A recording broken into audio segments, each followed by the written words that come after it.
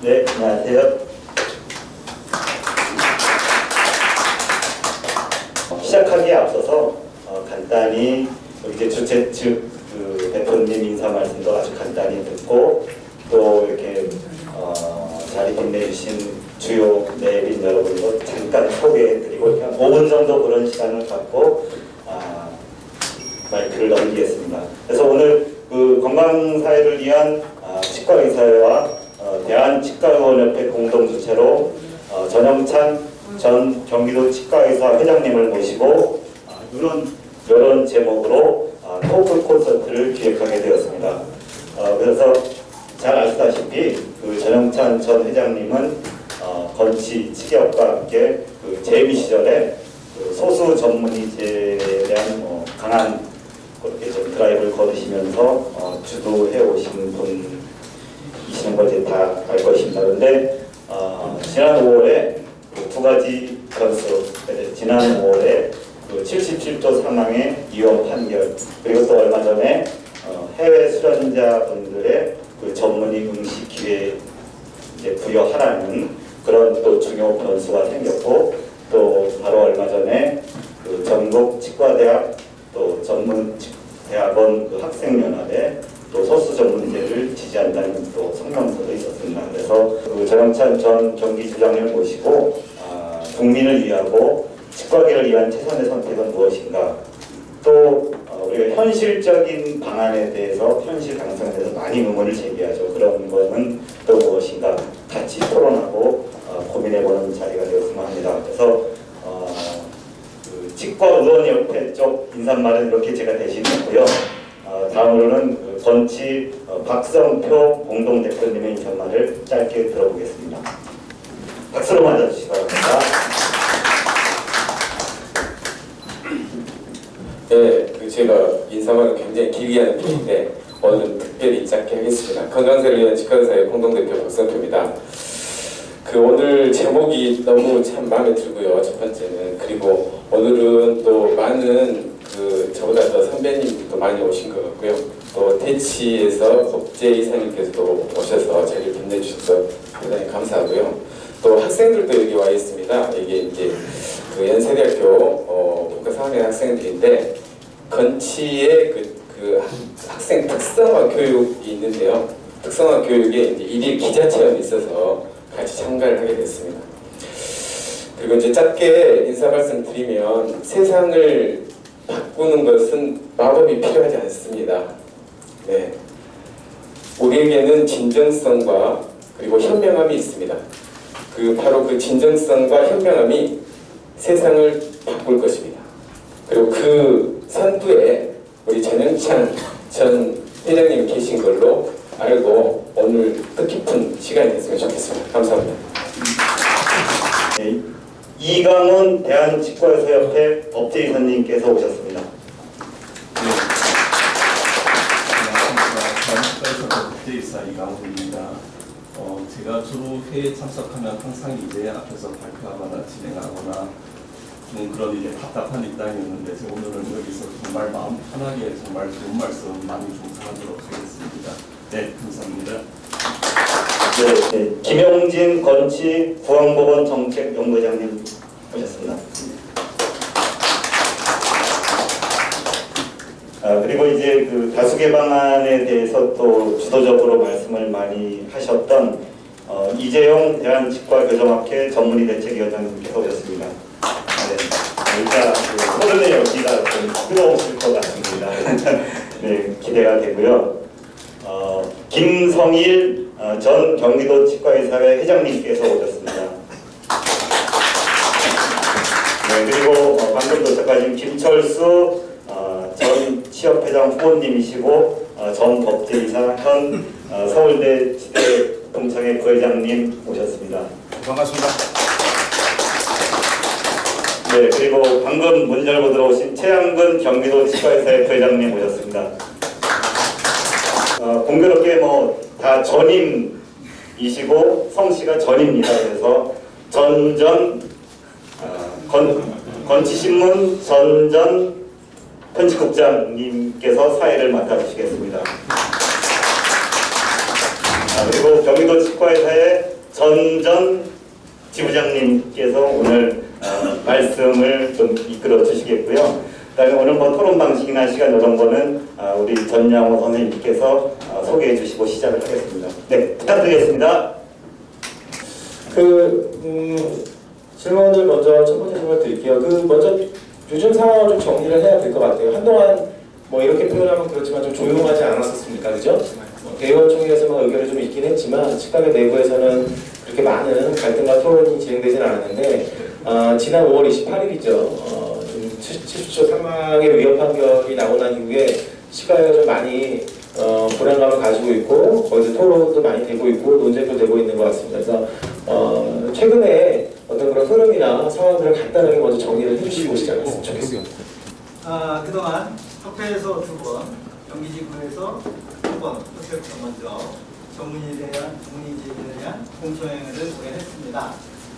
회원들의 이익이 아주 중요한 문제인데 공청회라는 기회를 통해서 의견 수렴 과정을 가져되는 데 큰 의미가 있고 협회와 경기지구력에 아주 고맙게 생각하고 있습니다. 좀 전에 말씀하셨듯이 77조 사망은 사실 표방금지에 관한 것이죠. 옛날에는 이제 전문의 제도를 2001년 대의원총회에서 실시하기를 의결할 때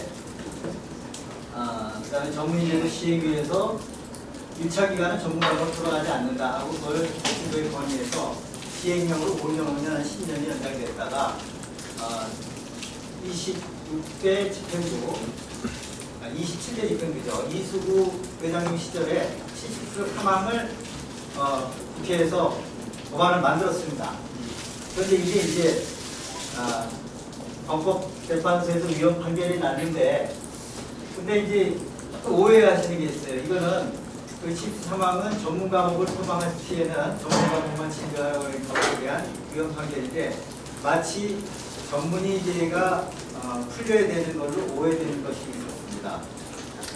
또 최근에 해외 수련자 전문의 응시 기회를 주지 않았던 것에 대한 위헌 판결도 있었습니다. 이 문제에 대해서는 나중에 다시 좀 말씀을 드리기로 하겠습니다.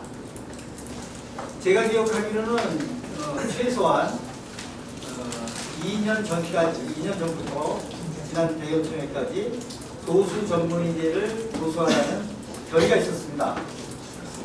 또 2013년 1월 20대의원총회에서 다수개 방안이 사실상 철회됐다면 정적인 걸로 생각하는데 그때 대의원총회 산하에 전문의제 특별위원회를 만들게 됐죠.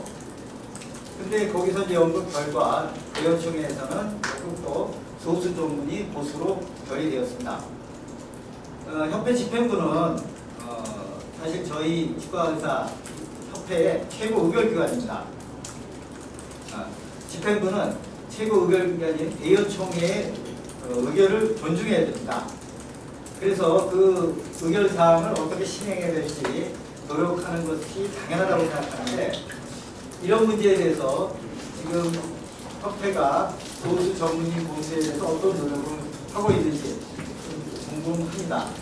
그것은 지금 여기 여러 화면에 나왔듯이 치의신고나 치과신고에 이런 보도의 제목이 조금 저희 결의사항과는 어긋나는 것 같아서 저희가 좀 궁금하게 생각하는 바입니다.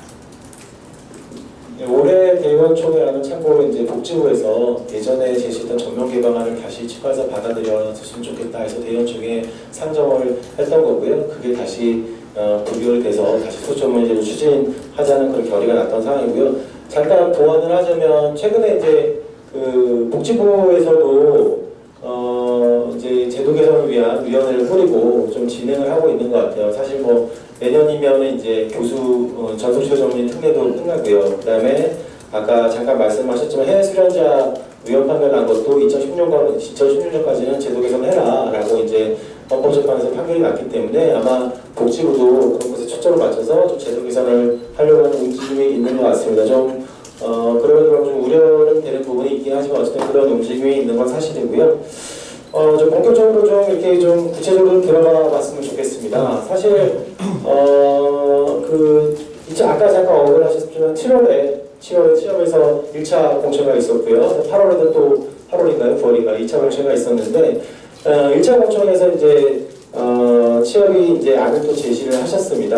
뭐 다 아시는 바이다시피 전속 지도 전문의와 임미 수련자에 대해서는 경과 조치를 진행을 하고 그다음에 일반인들은 전문 과목 신설을 통해서 그 사람의 경과 조치를 시행해서 많은 사람들이 전문의 딸 수 있는 기회를 주겠다 그런 다수 개발을 제시한 바 있는데요. 사실 여기에 대해서 좀 찬반 논란이 있죠. 그러니까 가장 큰 포인트는 제가 보기에는 이제 실제로 지금 현실적인 대안이 없다. 소정부제 하고 싶은데 우리도 뭐 없지 않냐. 이런 말 다 따야 되지 않냐. 이런 뭐 현실적인 그런 대안이 없다라는 그런 뭔가. 그다음에 또 한 가지는 근데 그 안이 오히려 좀 실현 가능성이 좀 떨어지는 거 아니냐. 이런 좀 반론이 좀 있는 것 같아요. 그래서 좀 다수 개방안의 좀 실현 가능성, 현실성에 대한 부분에 좀 국한을 해서 먼저 좀 얘기를 좀 풀어주셨으면 좋겠습니다. 네, 이 논리의 핵심이라고 생각합니다. 이 논리의 핵심은 전문의제 72전 수련자들, 소위 이민 수련자라고 복지부에서도 이렇게 표현하고 있는데요. 전문의제 72전의 수련자들이 전문의 시험 응시 기회를 부여받을지 말지에 관한 것이라고 생각합니다. 이미 전문의제 이전 수련자들이 번제에 경과 조치를 시행해 달라고 헌법 소원을 낸 적이 있었습니다. 근데 그게 각하됐죠.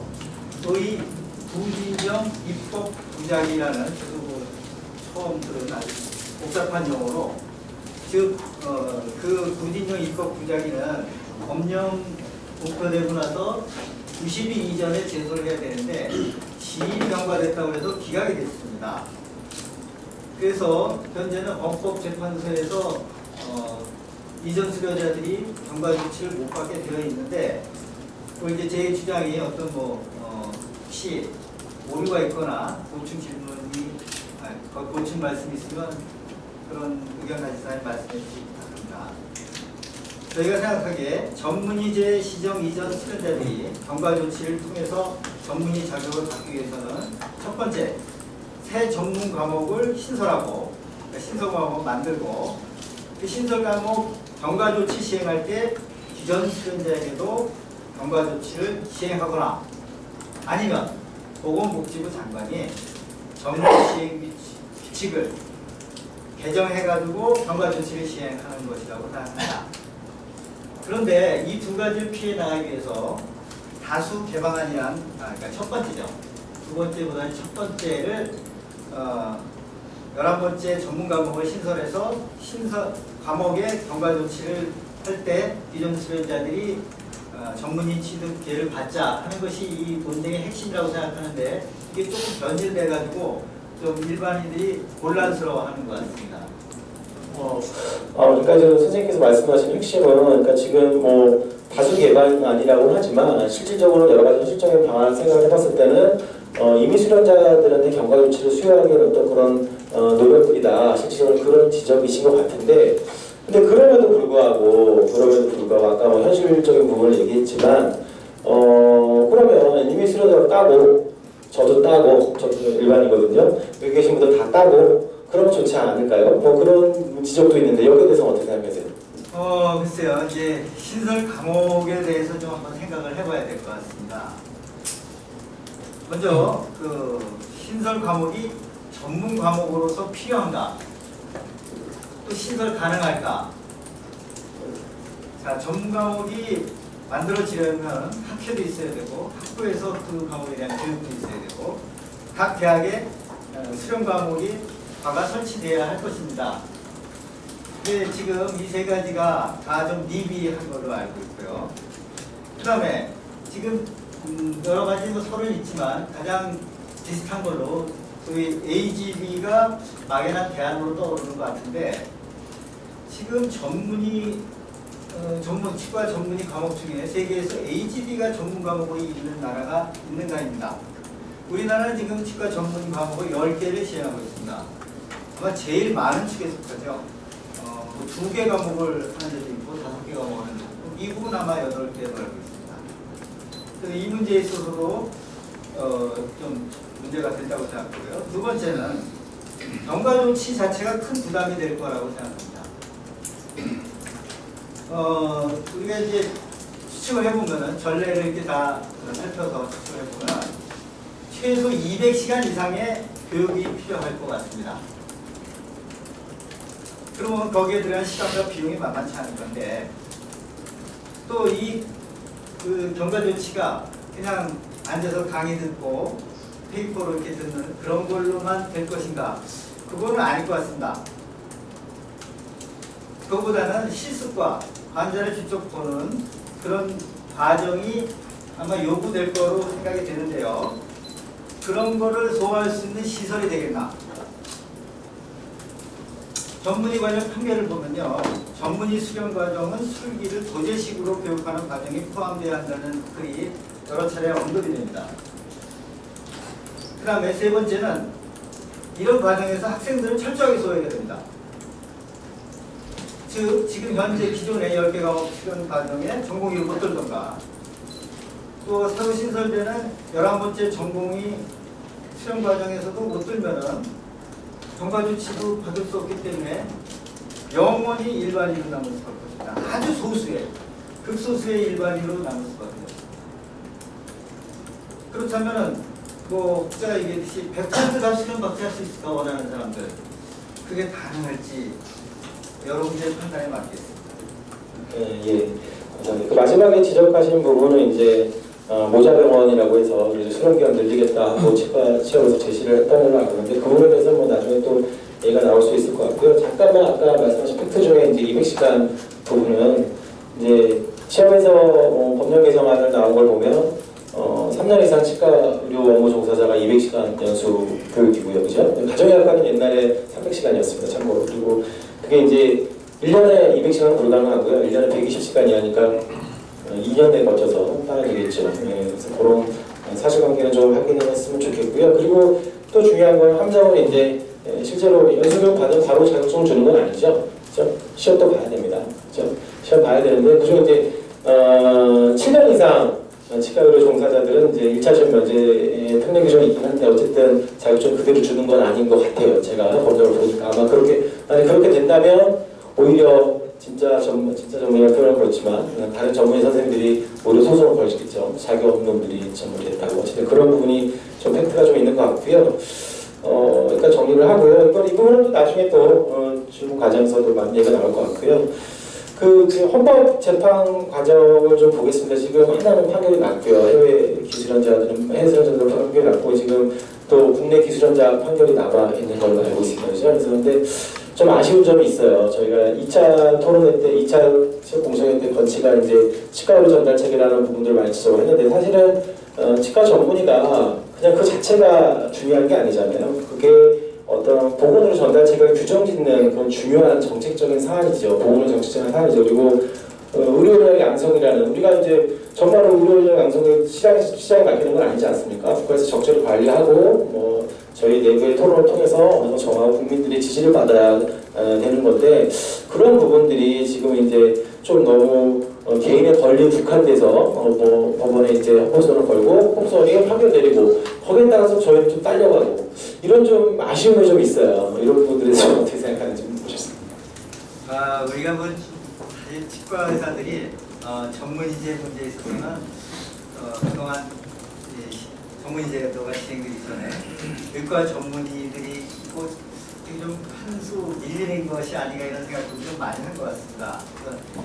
그 의과 전문의들하고 이렇게 동일하게 가는 거를 항상 좀 염두에 두는 것이 아닌가 하는 생각이 있습니다.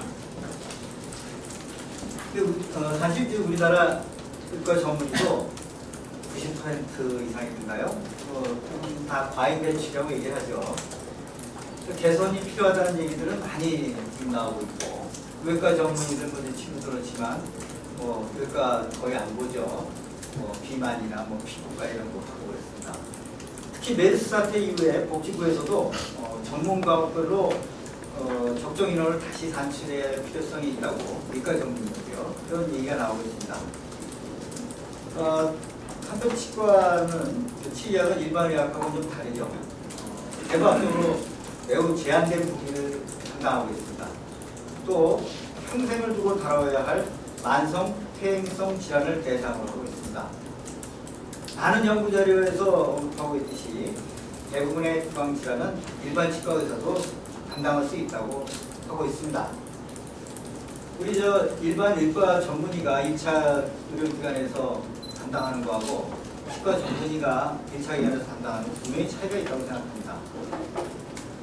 또 저희가 연구에서 보면은 치과 전문의가 자기 전문 분야 외 진료를 일반 치과 의사보다 더 잘한다고, 우월하다고 볼 아무런 근거가 없습니다.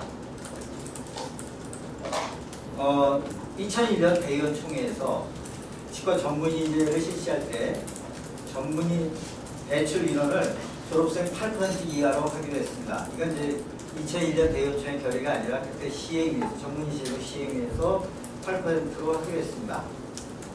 세계적으로 전문의 비율이 2 내지 4%인 나라도 있고 제일 많다고 하는 미국이 22% 정도 된다고 합니다.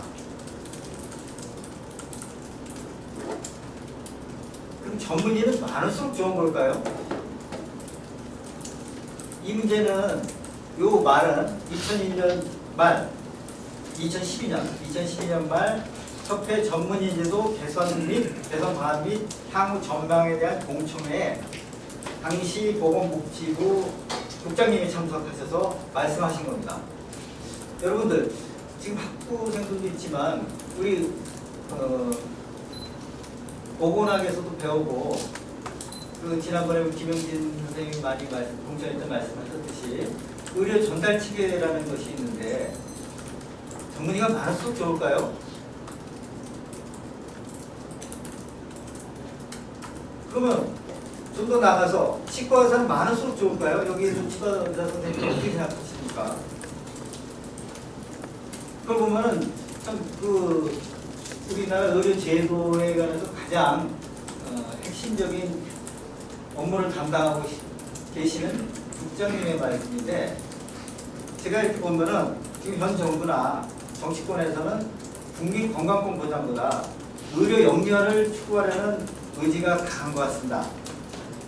의료 영리화를 추진하려면은 전문의가 많을수록 좋다 이런 얘기도 좀 흘러나오는데요. 자, 의료 부분이 영리화되고 의료 관광을 통해서 돈을 많이 벌어서 우리 경제가 살아났으면 좋겠는데 일자리도 많이 창출하고 저는 거기에 굉장히 회의적입니다. 우리가 의료 관광을 위해서 많은 돈을 투자했는데 실제로 소비자들이 소위 외국 관광객들이 의료 관광이 우리가 투자한 액수보다 훨씬 적게 온다면 그 부담은 어떻게 할 겁니까? 제가 한 가지 예를 드리겠습니다. 송도에 외국 관광객들을 의료 관광객들을 위한 대규모 병원을 만듭니다. 몇 조를 들여서 크게 만듭니다. 한 2, 3년 잘 됐습니다. 중국에서 보니까 거기에 돈이 돼요. 상해에다가 그보다 훨씬 시설 좋은 의료 관광 특구를 만듭니다. 우리나라보다 더 쌉니다. 자, 의료 관광이라는 건요, 인건비가 싼 나라에서 하는 겁니다. 우리나라보다 인건비가 싼 중국이 더 질 높은 치료를 할 수 있습니다. 그러면은 우리나라 사람도 아마 중국 가서 치료받을 수 있습니다. 의료관광은 무서운 겁니다. 이거 잘못 건드리면 큰일 나는 겁니다. 그렇게 해서 의료관광객들이 의존할 때 송도에 또 제주에 크게 지었던 그 의료시설들 그 파산한 거 그 사람들만 망할까요? 거기에 대출해 주는 거 다 국민 부담으로 오겠죠. 또 그걸 운영하면서 생긴 우리가 아주 잘 갖고 온 의료보험 체계 이런 것들 다 무너질 겁니다. 그래서 그런 병원들이 망하지 않고 살려면 어떻게 해야 되겠습니까? 우리나라 사람들 더 많이 아파야 되겠죠. 별수가 다 나올 겁니다. 그 다음에 같은 질환에도 돈 더 많이 내야 되겠죠. 이게 행복한 방법입니까? 우리 국민들이 행복하게 살게 하는 겁니다. 저는 이걸 참 황당하다고 생각하는 게 또 하나가 일자리 창출입니다. 협회 소인도 있고 여러 기자분들도 계시지만 우리 직원 구하기 얼마나 힘듭니까? 그런데 양질의 일자리를 창출한다고 하는데 양질의 일자리 한번 생각해보면요. 삼성이나 뭐 현대, LG 같은 우리 대기업 지금 학생들 보게 들어가려고 힘 많이 쓰고 있지 않습니까? 초봉 4천 이상. 그 다음에 연차 13회 이상 모든 뭐 조건을 최대로 주고 치과 유지할 수 있겠습니까? 그러면 인건비가 올라가면 의료수가 올라가야죠. 자, 지금처럼 블루오션이 아닌 레드오션 이런 데서 가능할까요? 지금 정부는 의료비를 가능하면 떨어뜨리려고 유디치과 저희가 아무리 고발해도 발송 안 하지 않습니까? 제가 볼 때는 이거 정말 신기루 같은 걸 자꾸 정부가 뭔가 환상을 가지고 있다고 생각합니다. 예, 감사합니다. 아무튼 간에 지적도 하셨고 계속 나오는 얘기지만 어쨌든 의차 의료가 강화돼야 되는 것들이 보건의료에서 굉장히 중요한 요즘 화두로 떠오르고 있고 그 부분에 대해서 좀 지적을 해주신 것 같고요. 특히 취업도 우리 동네 좋은 치과 요즘 하고 있지 않습니까? 그것도 사실은 의차 의료 강하죠. 보건의료 전담 체계에서. 근데 좀 아쉬운 부분이 있긴 하지만 어쨌든 그렇고요. 그리고 지금 헌법재판에 대한 얘기를 좀 하다 보니까 사실은 지금 판결문을 두 가지 위헌 판결이 나지 않았습니까? 그죠? 그걸 읽어보니까 제가 읽어보니까 물론 위헌 판결이 나긴 하겠지만 개인의 행복권이나 그런 것들에서 위헌 판결이 나긴 했지만 그래도 제도의 정당성은 좀 인정을 하고 있는 것 같더라고요. 그죠? 판결문을 읽어보니까. 그래서 좀 그 부분에 대해서 좀 시각계가 좀 주목을 좀 했으면 좋겠다 이런 생각이 좀 개인적으로 들고요. 좀 치열한 논쟁, 치열한 이슈인 것 같은데요. 어쨌든 아까도 지적하신 좀 핵심적인 부분은 사실은 미수련자에 대한 경과 조치 부분이잖아요, 그죠? 물론 토론이나 그런데 어디 모임에 가서 얘기를 하면 왜 그때 다 포기하고 해놓고 이제 와서 그걸 어떻게 해? 라고 윽박지르는 사람도 제가 봤습니다. 근데 사실은 그런 방식의 논의들은 좀 비생산적이고 안 좋은 것 같아요. 그러니까 저 같아도 사실은 이 법이 2003년에 처음으로 제정이 되고 2004년부터 수련을 뽑지 않았습니다. 그죠? 근데 그 당시에 수련을 하고 있는 사람들의 수련 기간도 인정을 안 했어요. 한의과는 인정했죠. 그죠? 근데 제가 만약 그 당시에 수련을 하고 있는데 법이 통과되는데 저 밑에 들어온 애는 전문이고 저는 전문의가 아니에요. 근데 걔가 전문이라고 걸어놓고 하고 있고 저는 그냥 일반인으로 그냥 하고 있고 정말 이게 뭔가 좀 억울하다는 생각이 들 것 같아요. 그래서 이제 좀 그런 측면에서 경과 조치에 대해서 좀 어떻게 생각하시는지 좀 개인적인 의견을 듣고 싶습니다. 예. 문제에 대해서는 사실 정말 솔로몬의 지혜 같은 똑부러지는 건 없다고 생각합니다. 다소 좀 진부하지만 다시 말씀드리면 2001년에 치과 전문의제 실시 결의안 통과할 때 중요한 요건이 당시에 수련받았던 사람들, 소위 기수련자들이 기득권을 포기하겠다는 토론 때문에 그 2001년 전문의제 실시 결의안이 통과가 됐습니다. 그 후에 이제 시행위에서 졸업생 8% 소수 정예라고 표현하면서 8%를 전문의로 배출하겠다. 또 전문의는 1차 기간 휴방을 금지한다. 이런 이제 3대 원칙이 그때 이제 그 치과계에 합의가 됐던 거죠. 그런데 어떻습니까? 올해 70조 사망이 폐지돼가지고 그 이전에 벌써 2014년 1월부터 전문 과목 휴방해도 됐죠. 그리고 전문 과목을 휴방하고 자기 전문 과목 아닌 거 다 치료되게 됐습니다.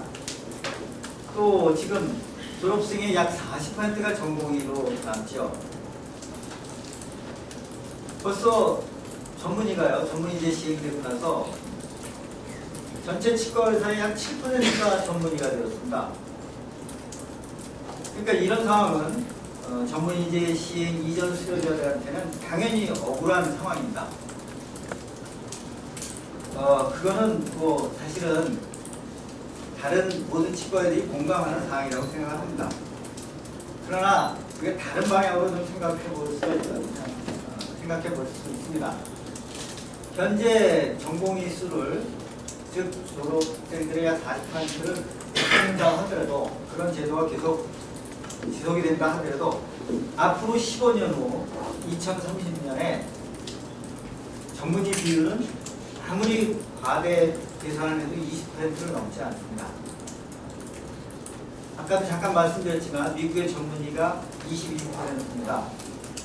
앞으로 전공의 숫자를 지속적으로 줄여나가는 노력을 협회와 또 복지부와 같이 해나가고, 또 우리 치과의사들도 그런 데 공감대를 가지고 한다면은 지금 추천하는 것보다는 훨씬 더 나을 거라고 생각합니다.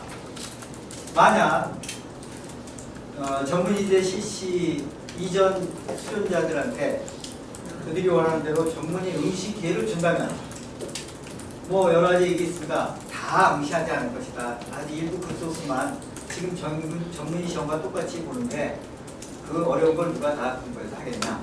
하지만 제가 치과계에서 오랫동안 있었던 경험으로는 아마 거의 다 전문의 시험에 응시할 거라고 생각을 하고, 또 전문의 시험이라는 것은 자격 시험입니다. 그래서 약 5천에서 7천 명 정도의 전문의가 갑자기 늘어나는 상황이 될 거라고 생각합니다. 이렇게 된다면은 지금도 뭐 인터넷 블로그에 들어가 보면은 뭐 전문의를 선전하는 그런 글들을 많이 보게 되는데요. 제가 이렇게 제목을 달았듯이 과잉 경쟁으로 그렇게 해서 분열로 가는 길이다, 이렇게 생각합니다. 네, 반갑습니다. 선생님 여기는 이제 이미 수련자 경과수칙을 주장하는 그룹 중에서 이제 가장 핵심적인 논리 중에 하나가 이미 판이 깨졌다는 거잖아요, 그죠? 이미 소수는 막을 수가 없다.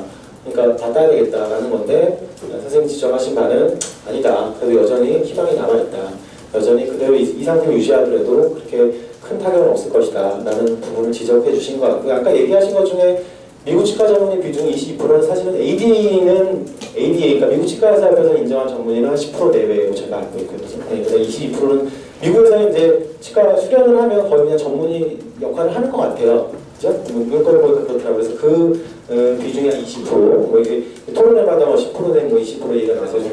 네. 그러니까 미국에서 수련을 받으면은 바로 전문의를 따기 위해서는 상당히 우리나라보다는 어려운 과정을 겪어야 되죠. 그리고 그 어려운 과정을 굳이 안 겪어도 그 지역사회에서 충분히 전문의로서 역할을 하기 때문에, 그 스페셜리스트가 되기 때문에 그렇게 어렵게 전문의를 따지 않고 22%가 실제로 전문의 역할을 하고 있습니다. 제가 경험했던 그 에드워드 같은 에도 전공하셨나요? 예, 알겠습니다. 답변 감사드리고요. 저희가 준비한 질문이 많지 않은데, 오늘 저희 자리에 학생들이 오신 걸로 알고 있습니다. 사실은 제일 좀 아쉬운 부분은 여러 가지 논의들에서 굉장히 자기 미래를 결정하는 중요한 상황임에도 불구하고 지금까지 이제 치과대 학생들이 많이 그 논의에서 제외되는 그런 좀 아쉬운 부분이 많이 있었던 것 같은데, 굉장히 반갑습니다. 그래서 일단 반갑고요. 얼마 전에 성명서도 내고 걸로 알고 있죠. 그죠? 소수를 지지한다라는 성명서를 낸 걸로 알고 있는데, 근데 요즘에 치과계를 돌아오면 정말 젊은 치과들 굉장히 힘들잖아요. 그죠? 그러니까 졸업하고 나서는 사실은 취직할 때도 없고, 요즘 말하는 뭐 양질의 일자리도 별로 없고, 정말로 월급도 못 받아가면서 일하는 친구들도 제가 막 이상한 원장 만나가지고 그런 사람 많이 들은 걸로 알고 있는데, 그래서 이제 너무 어렵다 보니까 사실 이제 졸업하고 수련 기회 잡는 게 오히려 더 이제 옛날에는 뭐 그게 월급도 적고 그랬는데 이제는 월급도 꽤 되고, 그래서 이제 오히려 양질의 일자리로 취급되는 이렇게 생각되는 그런 부분도 있는 거예요. 그래서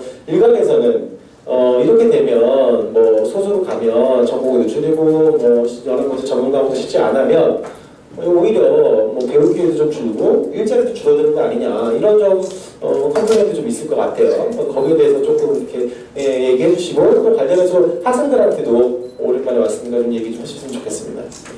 네, 참 학생들까지 이렇게 참석해 주셔서 고맙습니다. 학생들한테 희망적인 좋은 얘기를 해줄 수 있으면 참 좋겠는데, 참 첫 번째 이제 치과 의사 수가 현재에도 특정 인원보다 많다라고 생각합니다. 아마 적다고 생각하는 사람들 여기 계신가요? 지금 한 해 배출되는 치과 의사가 800명입니다. 치과대학 정원이 치의학전문대학까지 합쳐서 750명이죠. 10% 정원으로 입학하니까 825명이고요. 입학 정원이. 실제로 매년 국가고시에 응시하는 사람들이 한 820, 30명, 한 40명까지 되는 걸로 알고 있습니다. 그래서 매년 국가고시 통과해서 치과의사가 되는 분들이 800명에서 800명이 조금 안 될 정도로 나오고 있습니다. 여러분들 그 800명이라는 숫자가 실감 안 나죠? 10년이면 8,000명입니다. 10년이면 지금 현재 활동하는 치과의사의 3분의 1이 더 늘어납니다. 그런데 지금 활동하는 치과의사들이 은퇴 등으로 치과의사를 포기하는 분들은 훨씬 적습니다. 제 친구들 70살까지 손잡고 같이 하자. 또 같이 공치는 선배님, 저보다 10살 위인 선배님입니다. 동기들이 최근에 은퇴를 했는데 그냥 뭐 일이 없어지니까 우울증에 시달리고 안 좋아. 평균 언제까지 하실 거예요? 그거 왜 물어봐? 지금 이런 상황입니다. 반면에 가까운 미래에 치과 의료 수요는 줄거나 정체될 것입니다. 벌써 노동인구 감소가 내년인가 후년부터 이제 생긴다고 그러죠. 그거 이제 인구 감소로 또 이루어질 겁니다. 그러면 생산과 소비가 위축되는데 치과만 소비가 늘까요? 또 인구 자체가 이제 노령화로 인해 가지고 의료비가 막 늘어납니다. 2012년까지 매년 건강보험 예산이 10%씩 늘었습니다. 7년이면 2배가 됐어요. 요즘에 경기가 안 좋으니까 조금 정체되고 있는데 어쨌든 정부는 어떻게든지 의료비를 통제하려고 줄이려고 말은 좋습니다. 적정 의료비 등등 해가지고 줄이려고 하고 있습니다. 지금 이런 상황입니다. 이런 상황에서 전문의제 논란으로 치과계 내부가 분열하고 과잉 경제로 간다면 우리 후배들한테 좋은 미래가 올 거라고 말씀드리기 어렵습니다. 이런 상황에서 우리 치과계 여기 오신 분들을 포함해서 오피니언 리더들은 미래 치과계의 지속 발전이 가능한 방안을 머리를 맞대고 고민해야 된다고 생각합니다. 자, 제가 자신 있게 말씀드리겠습니다. 소수 전문의 지지자들이 소수가 아닙니다. 경기도 분회장한테 물어봤더니 61%가 소수제를 지지했고요. 겐포소상에서 설문조사했더니 78.5%가 소수전문의제를 지지했습니다. 우리 학생들이 아마 저희보다 더 잘할 거니까 직접 강사들이기 때문에 졸업생 모두가 수련받을 수 있을까요? 요즘 나오는 얘기들 아마 학생들한테 굉장히 큰 관심이 될 것 같은데요. 모자 수련 기간이라는 거, 그 현실성 있는 방안일까요? 결국 기존 전문의제 CC 이전 수련자들이 전문의가 되면 전문의 수는 엄청나게 많이 늘어나고 새로 치과계에 진입하는 학생들은 최대 피해자가 됩니다.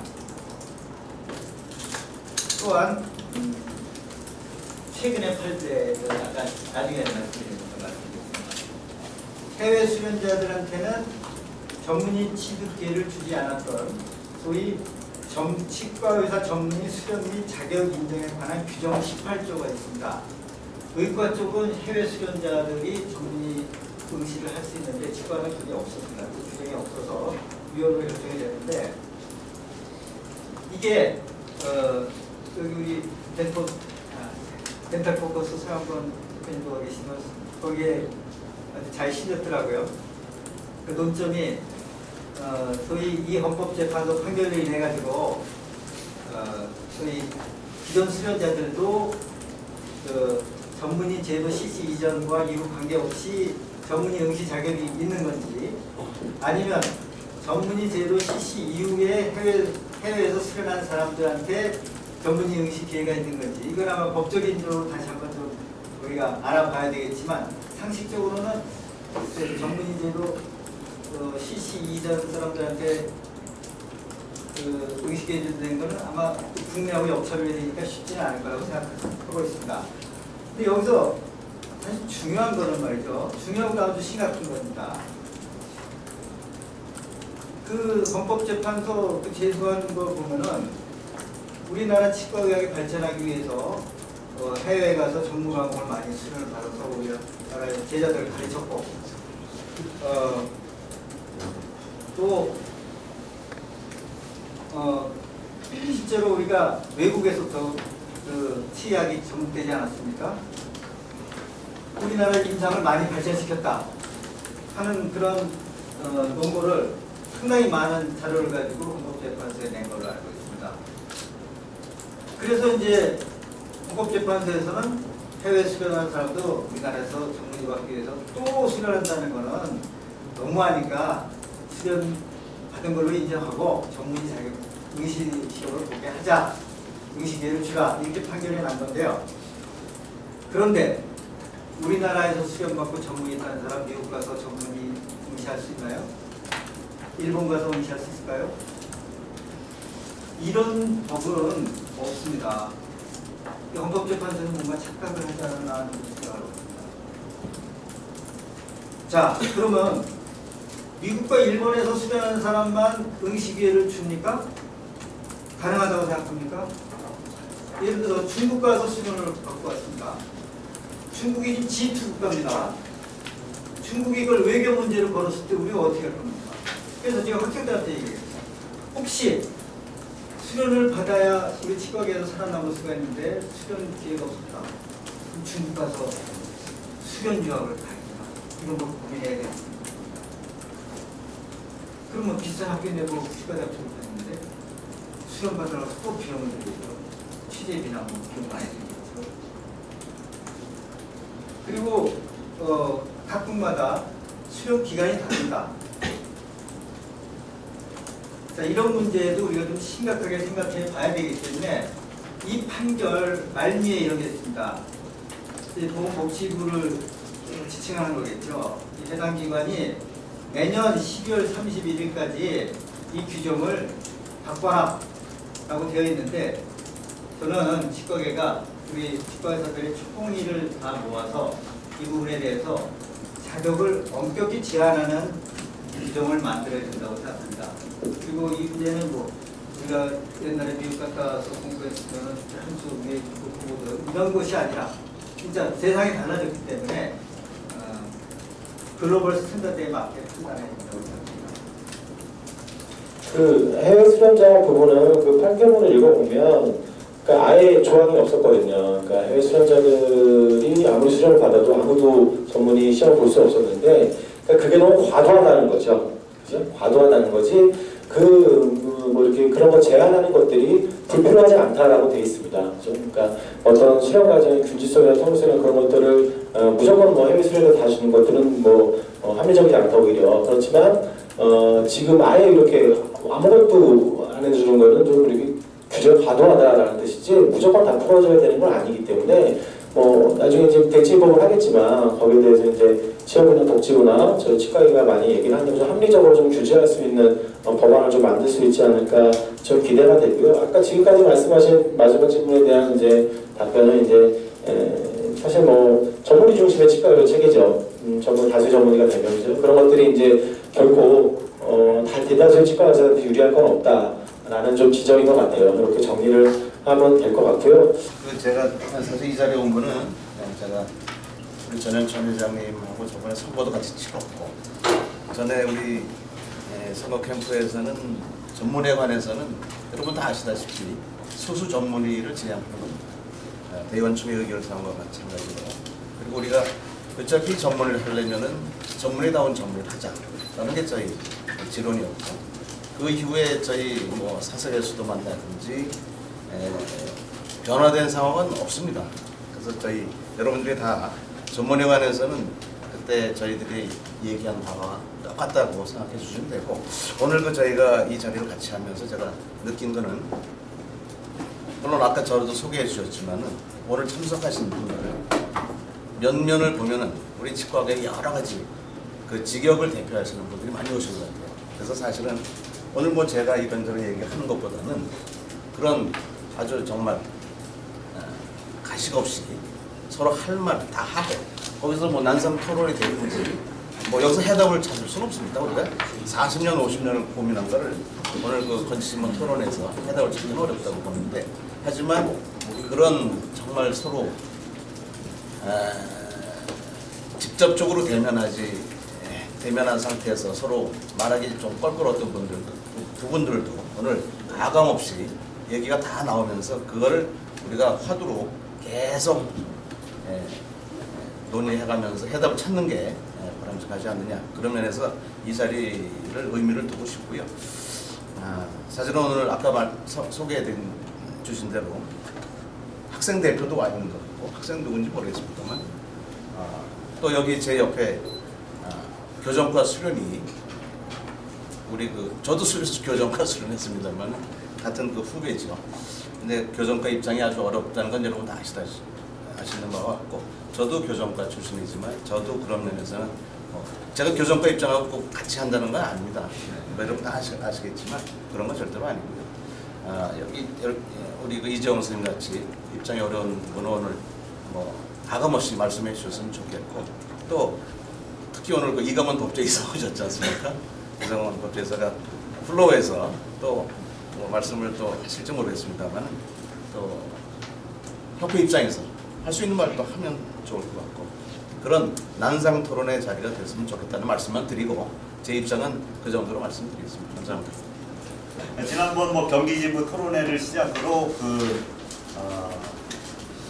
배치에서 전문의 토론회를 2번 했는데 이제 다수개 방안 말씀하시는 분들 입장에서는 소수 전문의제를 말씀하시는 분들이 현실성이 없다. 그런 지적을 많이 하셨고 또 그래서 이제 건치에서 말씀하시는 그 법을 2개 제정을 해서 지금 이제 제가 김영진 선생님한테 말씀 듣기로는 김용익 의원실 이렇게 이제 협력을 얻어서 법을 뭐 11월 달에 이렇게 하시는 걸로 알고 있고 이제 그런 방안 또 소수파들이 늘 얘기하는 수련의 수를 지금 40%인데 뭐 25%까지 줄이자 뭐 얼마까지 줄이자 이런 과연 현실적으로 가능한가 이거에 대해서 일단 김용진 선생님한테는 그 법에 대한 가능성 그 다음에 그 이강원 법제이사님한테는 수련의 수 줄이는 게 정말 불가능한가 그런 것 좀 한번 여쭤보고 싶고요. 또 종합적으로 수련의 수 줄이는 거하고 어떤 법 2개 개정해서 하는 거에 대해서 우리 전영찬 회장님은 어떻게 생각을 하시는지 한번 좀 규정을 내려주시는데 왜 이게 중요하냐면은 소수파들 계속 하자 하고서 하는데 의구심을 가져요. 왜 현실성이 없다고 자꾸 의문을 제기하니까 만약에 뭐 내년 대의원총회에서 새로 또 대의원분들이 표결을 할지는 모르겠습니다만은 이게 회원들에게 이해를 시키고 이게 가능하구나 이런 위안감을 줘야 되는데 별로 가능하지 않아 보이는 주장 갖고 계속 그냥 하면 설득력이 없죠. 또 대의원총회에서는 대의원 표결하면 부결될 수도 있죠. 소수파들이. 그러니까 그거 좀 이렇게 좀 가장 중요한 문제 같습니다. 하고. 또 당하시겠어요. 김용 선생님께서는 거의 의원당 거의 당하게 하시는 거죠. 근데 그 2가지 질문이셨죠. 김용 선생님한테는 건치 선생님한테는 좀 저번에 말씀하신 그 부분에 대해서 좀 대체입법이라고 표현이 될지 모르겠지만 좀 설명해 주셨으면 좋겠고 이강원 법제이사님께는 이제 수련의 감축 부분이 정말 실현 불가능한 것인가에 대한 부분을 좀 질의를 하셨는데 기분 나쁘시면 대답 안 하셔도 되고요. 김용 선생님 뭐 가능하시겠어요? 갑작스럽게 제가 답변을 부탁드려가지고 죄송합니다. 김용익 의원실하고 협력을 하고 있고 10월 말인데 11월 중에 이제 법안 발의를 하시겠다고 말씀하셨습니다.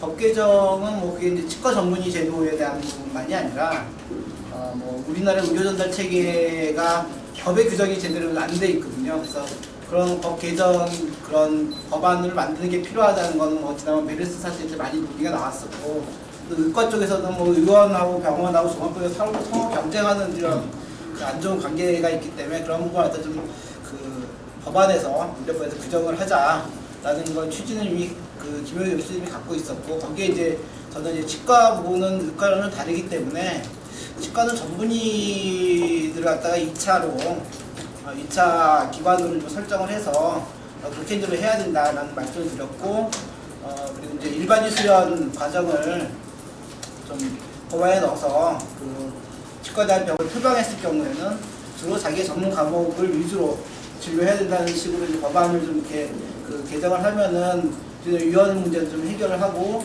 우리나라의 전달 체계 문제 해결하고 거기에 치과의 특성까지 이제 포함해서 하는 게 가능할 거다라고 이제 생각을 하고, 발의를 하게 되면 발의한다고 법안이 다 통과된 건 아니라서 국회에서는 이런 지금 잘 모르잖아요.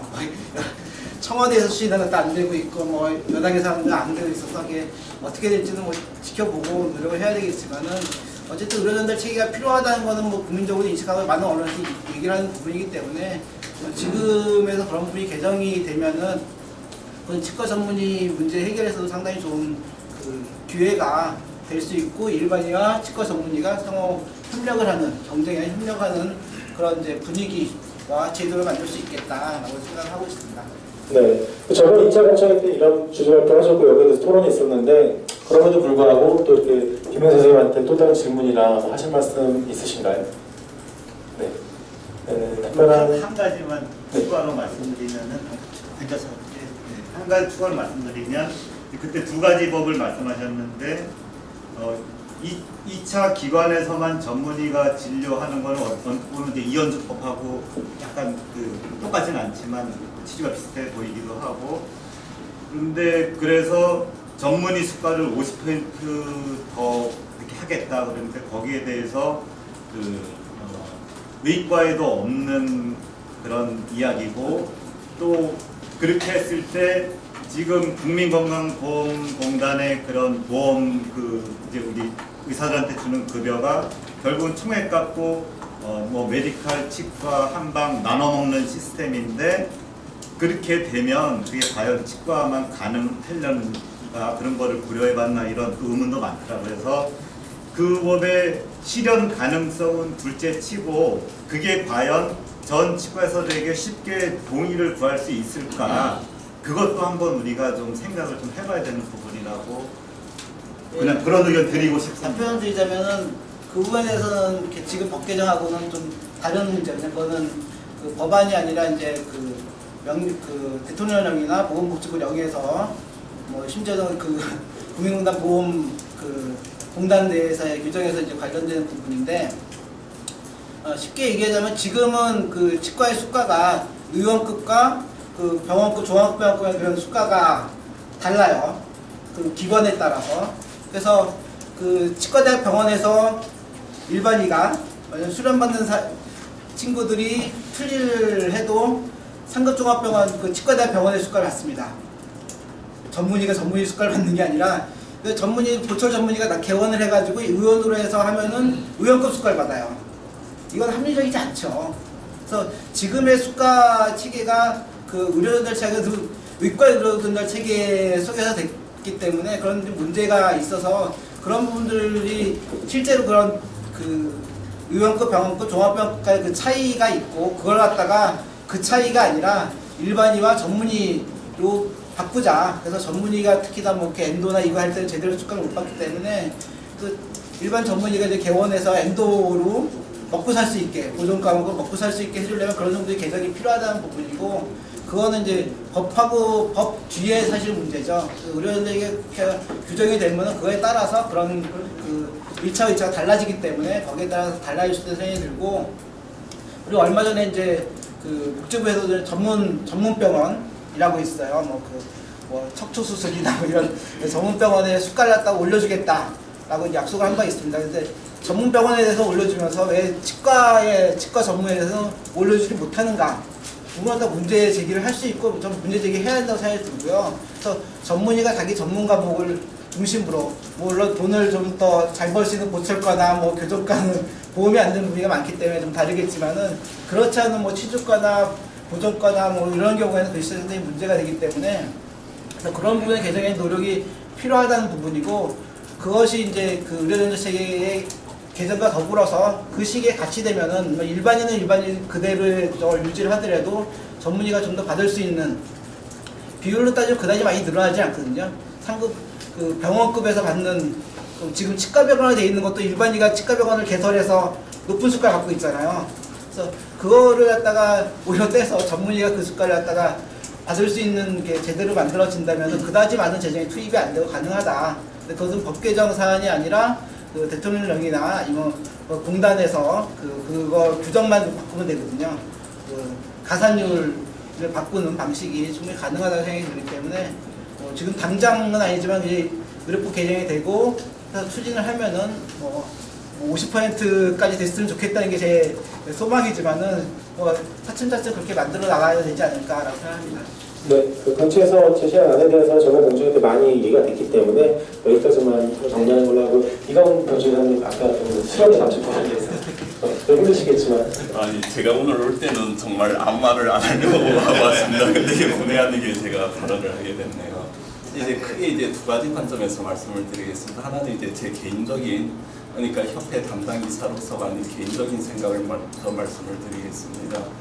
저는 이제 개인적으로는 그러니까 이제 적절한 그 시스템 그러니까 하드웨어 그러니까 시설이나 장비가 갖추어져 있고 그리고 그 소프트웨어 이제 교수진이 갖춰져 있으면은 그리고 배우고자 하는 학생들의 입구가 있으면은 수련 기회는 많이 주는 게 좋다고 생각합니다.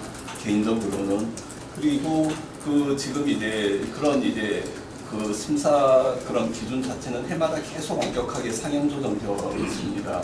그러면 그런 부분들을 갑자기 그렇게 급격하게 올려서 그런 기회를 박탈하는 게 과연 이게 그 양쪽을 위해서 다 바람직한가 이제 그런 의문을 가지는 게 사실이고 두 번째로는 이제 그렇게 엄격하게 해 나가면서 결국은 어떻게 보면 그런 부분들이 우리 치과계 내부가 아닌 그러니까 대외적인 관계에서 좀 이제 피해를 입지 않나 그런 생각을 하고 있습니다.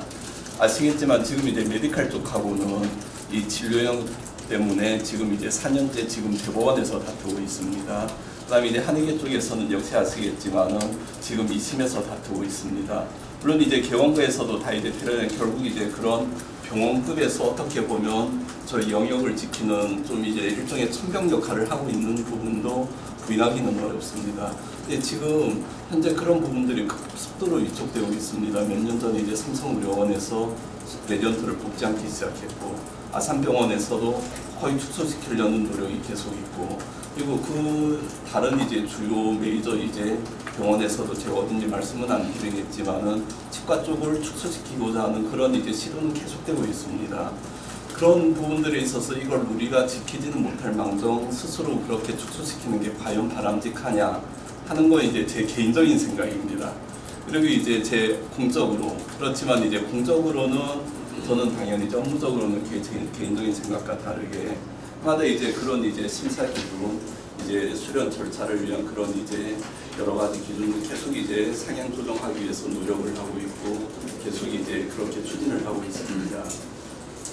그리고 이제 복지부에 대해서도 한 가지 이제 말씀을 드리면 4년 전까지 그러니까 아마 2011년이었을 건데 그 이제 저희 협회 내 전문의제도 운영위원회가 있습니다. 운영위원회에서 심사를 그렇게 이제 회의를 해서 그 각 병원의 인턴 레전트 티오를 통해서 복지부로 보내면은 그때까지는 복지부에서 임의로 더 상향을 해서 그걸 이제 내렸습니다. 아시겠지만 그래서 이제 그때 몇 차례 이제 다 복지부 찾아가서 항의도 하고 전원 이제 사퇴도 하고 그런 이제 다 일화가 있고 그리고 그 이후에 2012년일 겁니다. 아마 3년 전인데 3년 전부터 저희가 이제 노력을 해가지고 복지부하고 그거는 이제 합의를 했습니다. 아주 엄격하게 뭐 제가 그 뒷 말씀은 드릴 수가 없지만은 우리 협회에서 운영위원회에서 이렇게 티오를 정해서 올리면 절대 하나라도 고치면 안 된다. 절대 고치지 마라. 그 부분에 대해서는 딱 내부적으로 합의를 했습니다. 그래서 3년 전부터는 아마 이제 기록을 보시면 아시겠지만은 거의 손을 대지 않는 것을 알 수가 있고 이제 그런 부분 포함해서 하여튼 공적으로는 계속 그런 이제 시설 기준이라든지 아니면 전속 지도 전문의 그러니까 이른바 이제 N제도죠. 그런 부분들에 대해서 엄격하게 해 나가려고 계속 노력을 하고 있습니다. 네, 그냥 이 정도로 말씀을 드리겠습니다. 감사합니다. 잠시만요. 전 선생님께서 여기 대해서 마무리 멘트를 하시고 제가 뭐 잘 모르니까 그냥 간단하게 말씀드리겠습니다. 김영진 선생님이 어쨌든 김영희 의원실을 통해 가지고 그 의료 전달 체계를 만들기 위한 어떤 새로운 입법 시도 이런 거는 바람직하다고 생각이 되는데요. 그때 이제 아까 그 종걸 가산율 바꾸고 이런 문제를 아주 간단한 문제라고 했는데 그게 절대 간단치 않거든요. 그 보험수가 올릴 때도 결국은 올리는 게 입원료, 진찰비 올리게 되는 게 그 각 부분에 있어서 서로 양보 안 하고 그러는 문제 때문에 그렇습니다.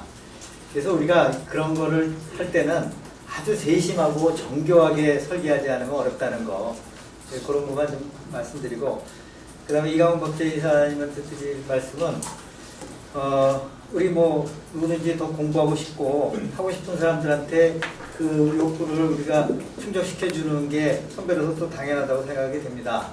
근데 이건 이제 개인적인 차원이 아니라 이게 사회에서 어떤 제도로 굳어졌을 때 상황은 조금 다르다고 생각하고요. 그런 거를 우리가 오늘 논의한 초점이고 목표라고 생각합니다.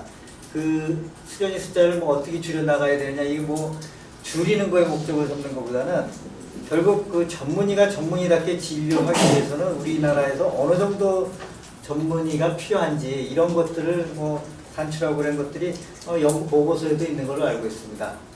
그 주된 이야기가 항상 보면은 우리의 그 치과 내에서의 이해관계가 어떻게 분배되어야 되는가에 대한 주된 얘기가 항상 있어 왔고 그런 식으로 이게 진행이 되는 것 같습니다. 그리고 변화가 생긴다면은 피해자는 반드시 생깁니다. 제도의 변화가 생기면 그 말씀하신 대로 피해자 없이 이게 넘어갈 수는 없습니다. 이게 어떤 식으로만 피해를 줄일 것인가, 우리 내부에서만 이렇게 얘기하는 것도 중요하지만 그것보다는 더 중요한 내용이 있다고 생각을 합니다. 우리가 지금까지 경험해 왔던 건데 우리 내부에서 입법을 한 것도 외부에서 마음에 안 들면 한 번에 고쳐버립니다. 우리 내부에서 얘기하는 거 아무리 얘기해도 이 사회가 받아들이지 못하면은 헌재가 됐건 뭐가 됐건 여론이 반대된다? 안 됩니다. 근데 지금 보면은 여기에 대해서는 안타깝게도 여론에 대한 얘기는 별로 없습니다. 지금 이 제도는 우리만의 이야기가 아니라 지금은 아직 치과 의사들이 주된 관심사고 국민들은 관심이 없을지는 몰라도 시간이 지나면은 이건 분명히 외부에서도 관심을 갖게 될 겁니다. 그런데 지금 거기에 대해서는 별로 얘기가 없다는 것과 지금 그런 전에 과거에 입법도 마찬가지였습니다. 저도 참 기뻐했습니다만은 위헌 결정 날 수도 있는 상황에 지금 처해 있는데 외부에 대한 시각을 좀 더 큰 시각을 좀 염두에 둬야 되고 거기에 대해서 우리가 설득력을 얻기 위해서는 반드시 여기에 대한 원칙이 있다는 걸 아셔야 됩니다. 우리가 왜 여기 그 수련회를 줄여야 되는가, 늘려야 되는가, 우리가 거기 가서 제대로 먹고 살 수 있는가 없는가, 이거 외부에 관심 하나도 없습니다. 이런 거. 옳은 게 무엇이냐, 이게 전부라고 생각을 합니다. 우리 그 공정위 같은 경우도 마찬가지입니다. 이게 별 관계 없어 보이지만은 다 일맥상통한 얘기입니다. 외부에 대한 여론 수렴이 없었습니다. 우리가 생각하는 걸 밀어붙인 겁니다. 그러면 안 됩니다. 이것도 결국엔 국민의 건강과 관계된 거기 때문에 우리가 옳은 일을 하고 있다는 것을 보여줘야 됩니다. 이게 지금 보면은 옳은 거에 대한 얘기는 별로 언급되지 않습니다. 소수 전문의가 맞긴 맞습니다. 근데 왜 맞느냐? 지금 여기 있는 얘기 다 외부에 비의료인이 들었을 때 그래서 소수 전문의가 필요하겠구나 할 만한 얘기는 없었다고 봅니다. 그 얘기가 나오기 위해서는 반드시 공공성에 대한 얘기가 있어야 됩니다. 의료는 일반 상품과는 다릅니다. 핸드폰 많이 팔면은 능력 있는 사람이라고 하겠지만은 삼성전자 이건희 회장님 능력 있는 사람이라고 하겠지만은 의료는 장사가 잘 되면은 그 사람은 아프다는 얘기밖에 안 됩니다. 원론적으로 이런 것을 안다면은 적정하게 운영되는 거에 초점을 둬야 된다. 지금 찢어먹기에 대한 논의나 누가 더 이익을 갖냐 마냐라기보다는 원칙에 맞는 주장을 하는 사람들 그리고 거기에 대한 논의가 좀 더 근본적으로 되어야 되지 않을까 생각을 합니다. 그리고 우리 내부에 대한 논의가 있어야 된다라고 하면은 치과의사 전체에 대한 다수에 대한 소수 전문의들을 원하는 그 사람들의 이야기가 좀 있어야 될 거라고 생각을 합니다.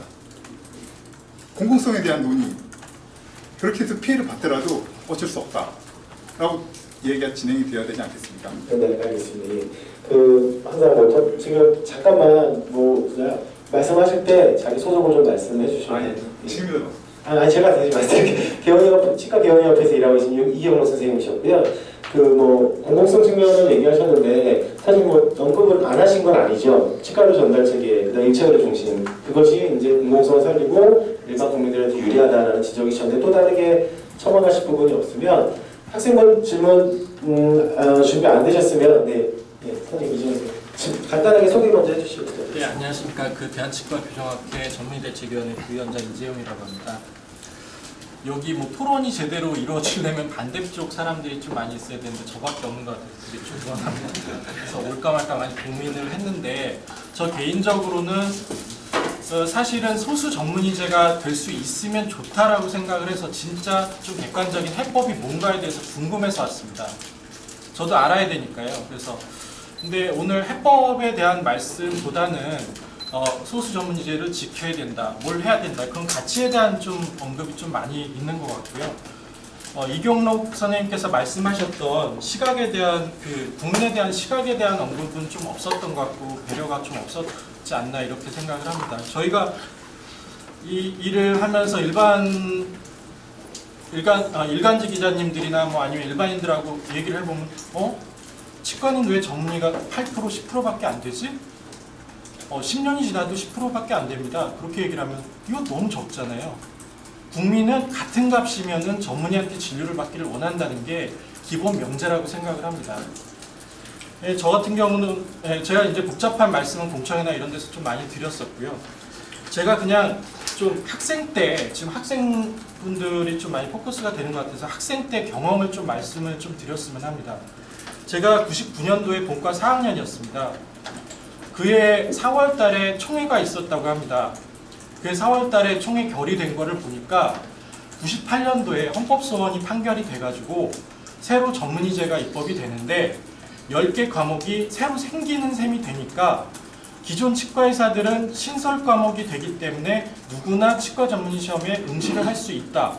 그래서 기존 치과의사들 모두에게 시험에 응시를 할 수 있도록 대한치과의사협회 대의원총회에서 결의를 했다고 그 얘기를 여름에 들었습니다. 전양호 선생님 그때 같이 네. 같은 기수시죠? 동기입니다. 예, 동기시죠. 예. 그래서 저희가 너무너무 깜짝이 놀라가지고 국시 공부하다가 막 이렇게 제가 2학년 강의실에 들어가가지고 당시 전치련 1회가 될 학생들입니다. 들어가서 이런 일이 있습니다. 여러분 어떻게 해야 될까요? 하고 논의를 했습니다. 하면서 그해 가을이 진짜 뜨거웠습니다. 그래서 저희 기수가 같이 국가고시 거부를 했고 국가고시 거부를 하는 거를 푸는 조건이 뭐였냐면은 취업과 건치 그리고 전치련이 합의를 하는 거였습니다. 그래서 당시에 합의문이 채택이 됐습니다. 합의문을 채택을 보면은 당시에 교수님들 그리고 기존에 군정공병원이나 이런 데서 수련했던 사람들에 대해서는 경과조치는 분명히 찬성을 하는 걸로 돼 있었고 엄격하게 시행을 하자라고 얘기가 돼 있었습니다. 그렇게 하고 저는 인터넷에 들어갔습니다. 근데 그 안이 취업이사회에서 부결이 됐고 계속 취업이사회는 다시 원래 대의원총회 원안대로 다시 준수를 하자 이런 식으로 1년을 끌었습니다. 2000년도. 그러고 나서 계속 이 얘기가 화두가 되고 계속 학생들은 이대로는 될 수는 없다. 2000년도 당시에 1년 동안 싸웠습니다. 그러다가 마지막에 이렇게 문제가 되느니 2001년 대의원총회 4월달 6월 임시 4월인가요?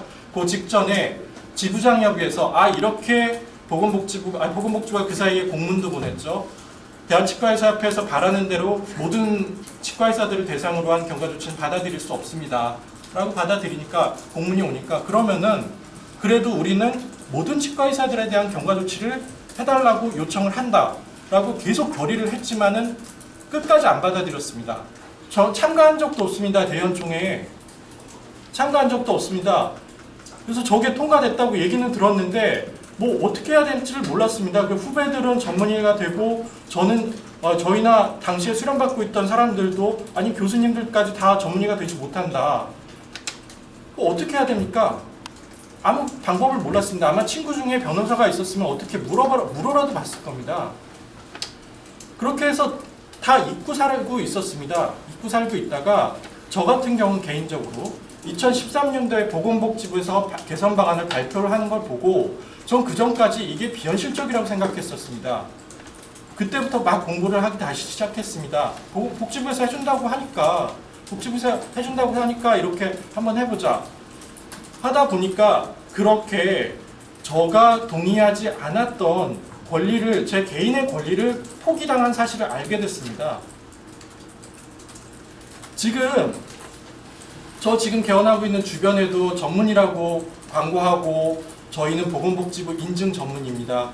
뭐 무슨 전문입니다 하고 이렇게 해가지고 막 얘기를 합니다. 그래서 하루는 후배한테 너 저기 다른 지역에서 좀 무리를 일으킨다고 얘기가 들어와가지고 후배한테 아 너 전문이라고 너무 그렇게 하는 거 광고를 하지 말아라. 그랬더니 아 왜요? 딱 이런 식으로 얘기를 합니다. 아 우리도 나도 이렇게 수련 똑같이 받았지만 나도 전문이라고 이렇게 달고 싶고 뭐 어쩌고저쩌고 얘기를 했더니 아니 선배님은 그때 왜 그걸 포기하셨어요? 이렇게 얘기를 합니다. 이게 저희가 지금 얘기하고 있는 직전 수련자들의 입장입니다. 당시에 99년도하고 2001년 대의원 총회에서 당시 그 젊은 사람들의 의견은 거의 배제가 됐습니다. 지금도 마찬가지라고 생각을 합니다. 젊은 사람들의 입장, 신설 과목에 대해서 지금 50대 이상 분들이 신설 과목에 대해서 얘기를 하면은 그거는 신설 과목이 있든 없든 그래도 어느 정도의 기존 고객층은 확보가 되실 겁니다. 근데 갓 졸업한 친구들, 학생들 같은 경우에 신설 과목이 있고 없고는 이건 대단한 차이입니다. 그래서 제가 볼 때는 신설 과목을 나라에서 이렇게 쉽게 준다고 하는 거는 하늘에서 동아줄이 내려온 거랑 똑같다고 생각을 합니다. 학생들이 왜 배제가 됩니다. 왜 배제가 됩니까? 내년에 6월 달에 입법이 되고 나서 시행 시기를 3년 정도 늦춘다고 합니다. 왜냐하면 신설 과목 세부적인 그 기준이나 이런 걸 정해야 되기 때문에 3년 정도 늦춘다고 합니다. 그러고 나서 3년 정도 늦춘 다음에 3년 후부터 수련이가 들어오는 시점에서 수련이가 전문의가 배출될 때까지입니다. 총 6년에서 7년 정도입니다. 보건복지부 담당자들이 지금 현재 있는 학생들 절대 배제되지 않게 지금 설계를 한 걸로 알고 있습니다. 학생들도 신설 과목에 모두 다 참여를 할 수 있습니다. 그럼 우리가 신설 과목에 대해서 계속 터부시하고 앞으로 치과계는 모든 어떤 과목에서도 신설 과목이 못 나오게 돼 있다. 이번에 만약 신설 과목을 반대를 하게 된다면 그러면 앞으로 치과계에 무슨 발전이 있겠습니까? 그런 말씀을 좀 드리고 싶고요. 그래서 학생들이 배제됐다는 말씀에 대해서는 전 동의할 수 없습니다. 그리고 7년 이상 임상 경력자, 뭐 1차 시험 열애, 뭐 이런 얘기도 저는 아직까지도 정해진 건 하나도 없다라고 말씀을. 제가 아까 말씀드린 건 취업이 제시한 안이라고 법령안을 참고해서 말씀드렸거든요. 네네. 그리고 지금 같은 경우에 졸업생의 8%, 그 얘기 저 99년도 건치 선전 자료 때부터 보던 안입니다. 당시에 저희끼리 계산해 봤습니다. 야, 우리 과는 0.55명이네. 그럼 너랑 나랑 반 자를까? 뭐 이런 식으로까지 얘기하고 그랬었는데 뭔가 좀 실현성이 있는 대안이 좀 있었으면 좋겠습니다. 기술연자들도 상당히 좀 불안해합니다. 왜냐하면 77조 3항은요. 일반인들에게도 방패지만은 기술연자들에게도 방패였습니다. 이게 깨졌습니다. 외국 수련자요? 외국 수련자 2008년 이후 수련자들만 해주라는 법이 없습니다. 2008년 이전도 될 수가 있습니다. 해외에서 지금 아까 전에 수치 분명히 얘기하시지 않으셨습니까? 해외 2%, 독일에서 8% 정도밖에 이렇게 해외에서 이렇게 많지 않은 사람인데 그 사람들이 서로 크로스 돼가지고 될 리가 많겠나요? 그런 예가 얼마 안 되기 때문에 저는 충분히 가능성이 있다라고 봅니다.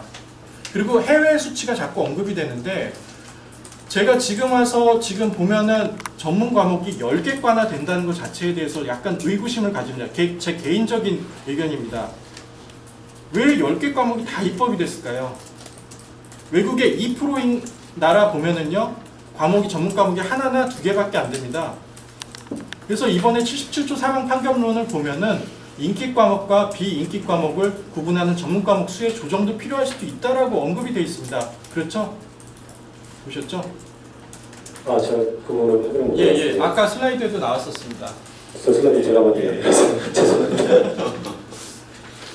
일단 그 정도를 좀 말씀을 드리고 싶습니다. 네. 예. 실제로 100% 이상 수련을 시킬 수가 있습니다. 레전트도 숫자는 조금 적어지지만 거의 100% 원하면 다 수련을 할 수 있습니다. 그 시설이 있다는 얘기고, 그 다음에 인력이 있다는 얘기입니다. 치과는 지금 보세요, 보통 한 35% 정도로 수용할 수 있지 않나 하고 이제 연구자들이 얘기하고 있는데요. 그 65%를 그래서 지금 모자병원 얘기가 나오는 거 아닙니까? 모자병원 잠깐만 소개하면요.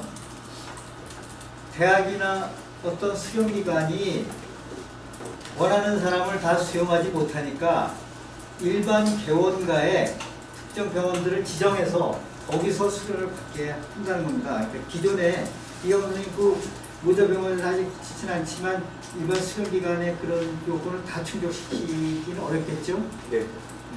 그런 겁니다. 그래서 이 문제가 제가 학생들이 거기서 소외될 수밖에 없다는 거는 현실적으로 어렵다는 겁니다.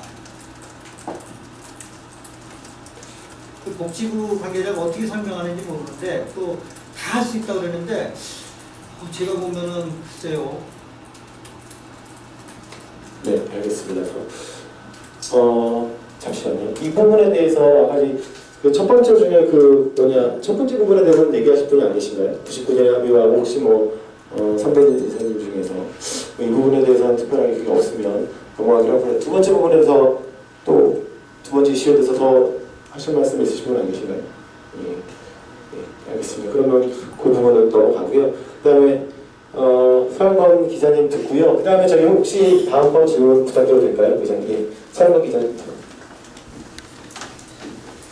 저는 멘탈 포커스 서영건 기자입니다. 기자 신분이기 때문에 의견을 개진하지는 않을 거고요. 몇 가지 질문을 좀 드리겠습니다. 지금까지 이제 전문의제를 놓고는 상당히 오랜 기간 상당히 좀 논쟁이 되어 왔었는데요. 그래서 좀 정확한 연도는 제가 기억을 못하겠지만 오래전에 아마 대의원총회, 취업 대의원총회에서 3대 원칙, 그래서 1차 기업 토론금지랄지 기득권, 기술연자의 기득권 포기, 그다음에 8% 소수성에 이런 부분들이 어떤 한번 좀 합의가 됐었는데요. 지금 시점에서 보면은 3대 원칙 중에 지금 두 가지가 지금 무너진 게 아닌가. 하나는 이제 포함금지 자체가 어쨌든 풀렸잖아요. 이제 풀렸고, 그다음에 기술연자 어떤 기득권 포기는 아직 유지가 되고 있지만 8% 소수성에 역시 사실상 좀 무너진 거 아니냐. 이 3대 원칙 중에 두 가지가 무너져 있는 상태에서 지금 현 시점에서 그 당시 대의원총회 어떤 합의 사항 자체가 의미가 있는지 이건 전영찬 선생님께 한번 질문을 드리고요. 하나 더 전영찬 선생님께 질문을 드리고 싶은 것은 지금 논쟁이 되면서 최근에 많이 논란이 되면서 아마 치과계 어떤 단일화 혹은 합의안이 만들어지지 않으면은 복지부에서 단독으로 어떤 입법 예고를 통해 가지고 전문의를 복지부, 특히 이제 그건 이제 다수 개방으로 복지부가 추진하지 않겠느냐 이런 어떤 얘기들이 계속해서 나오고 있는데요. 여기는 의견을 좀 듣고 싶습니다. 그다음에 마저 질문을 좀 할게요. 제가 어차피 취업 이강훈 복지회사님이 나오셨기 때문에 아시다시피 저는 취업의 취재 거부를 당하고 있는 상태입니다. 그래서 답변을 하실지는 모르겠는데 일단 질문 내용에 따라서 그래서 한번 들어보시고요. 그래서 조금 전에 말씀드린 것처럼 복지부에서는 이제 오래전부터 이제 치과계 어떤 합의 단일안을 좀 제출해달라. 그렇다고 한다면 그걸 반영해서 어떤 입법을 추진하겠다 이렇게 얘기를 해온 걸로 알고 있습니다. 그러면 치과계 어떤 합의안이야 단일안이라는 게 도대체 무엇인가 그 개념 자체가 지금까지 올해 4월 대의원총회에서도 다수 개방안 자체가 대의원총회에서 부결이 됐거든요. 그러면은 현행의 어떤 소수정의를 좀 지켜가자, 사수해 가자라는 어떤 부분들이 대의원총회에서는 어쨌든 간에 어떤 의견 개진이 된 건데 예를 들면 교정과 동문연합이나 일부 이렇게 구강외과나 소아치과 쪽에서 여전히 어떤 조금 다른 의견을 기술연자 수련을 하든 다수 개방 가자는 의견들이 있는 건 사실입니다. 그렇다고 한다면 치과에서 대의원총회 혹은 전에 어떤 설문조사나 여론조사 이걸 통해 가지고 어떤 안이더라도 100%더 만족하는 안은 어차피 없는 상태에서 그러면은 치과의 어떤 단일한 혹은 합의안 자체가 좀 다시 어떤 의견을 가지고 복지부에 좀 개진할 의견으로 개진할 의향은 없는지 이걸 하나 묻고 싶고요. 그다음에 최근에 제가 정확하지는 않지만 최근에 취업에서도 이런 전문의 문제를 좀 해결하기 위해서 아마 김용희 의원실에 그래서 아마 간담회를 했던 걸로 제가 들었습니다. 근데 이제 그 자리에서 제가 전에 듣기로는 취업에서 좀 명확한 어떤 다수 개방이다 혹은 소수정이다 입장 자체를 좀 밝히지 않은 걸로 제가 좀 들었어요. 아마 이제 그런 얘기들이 오고 간 것 같은데요. 그래서 우선은 취업에서 어쨌든 간에 어떤 취업의 어떤 입장 자체를 좀 정해놓고 그걸 의견이 다른 어떤 회원이나 그 단체에 이해를 구하거나 또 설득하는 작업 자체가 오는 게 이 어떤 조금 그 논란이나 이런 부분들 정리하는데 좀 도움이 되지 않겠는가. 그런데 지금 취업의 어떤 안 자체가 명확하게 나온 건 공적으로 나온 건 없거든요. 다만 그 전문의 뭐 1, 2차 공청회나 이럴 때에서 밖에서 보기에는 취업에서는 뭐 내신 좀 다수 개방이 현실적이지 않느냐 이런 의견을 가지고 있는 거 아니냐 이런 의견이 있는 것 같습니다. 그래서 취업의 좀 입장 자체가 먼저 좀 정리될 필요가 있지 않는가 여기에 대한 답변을 좀 듣고 싶습니다. 네, 먼저 김준환 차장님께서 소방관이랑 활동가 끝났다, 노래상 합의 끝났다. 그다음에 합의는 없으면 복지부 이동으로 밀어붙일 것 같은데 어떻게 하실 거냐 이에 대한 뭐 답변을 좀 해주시죠. 두 가지만 드리죠. 아까 이재용 선생님 말씀하신 것 중에 제가 이제 그냥 잠깐 공식적으로 나왔게 옛날 역사지만 저도 사실 그때 대의원 아니었습니다만 99년에 법법재판소 판결 때문에 전문의제를 실시하라고 그러니까 대의원들이 다 달라고 그런 거죠. 다 전문의 하자. 그래서 그게 결국은 복지부에서 빠꿀 맞았죠. 그래서 이제 2002년에 그러면 다 포기하고 보통 포기하고 이제 새로 전문의 과정에 입법이 되고 그때부터 하자. 지금 남아 있는 거는 그저 크게 이제 중대 결심을 하고 큰 양보를 하고 우리 그럼 그건 포기할 테니까 하자 한 것입니다. 그래서 그게 의미가 있나? 저는 이 고민들을 조금 아까 이용호 선생님이 말씀하신 거하고 좀 연결지어서 생각을 하고 있습니다. 뭐냐면 우리가 지금 우리 내부에 이런 얘기를 하는데 그게 어떤 설득력이 있느냐.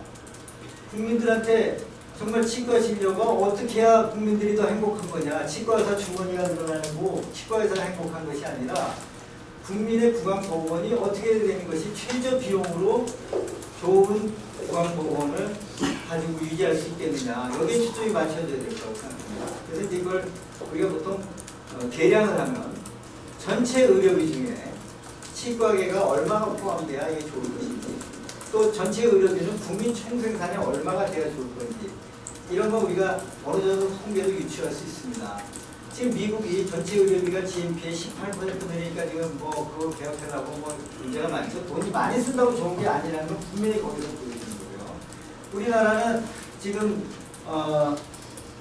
GNP의 뭐 적게는 8%, 뭐 높게는 10% 정도 의료비가 쓰인다고 그러는데 그 중에 치과계로 10% 이하가 지금 지출되는 걸로 정확한 통계는 없습니다. 치과계가 얼마나 지출되는지.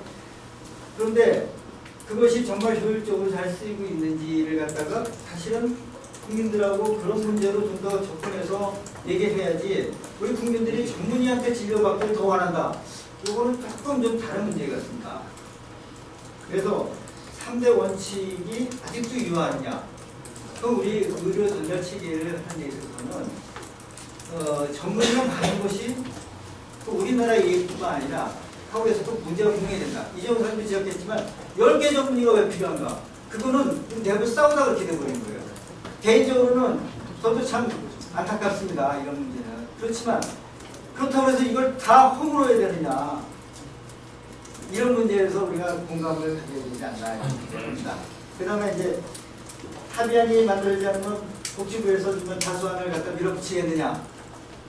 제가 상식으로 하는 정문이 겁니다. 어떤 단체에 영향을 미치는 그 제도를 만들고 법령을 만들 때 정부는 항상 그 단체의 의견을 묻습니다.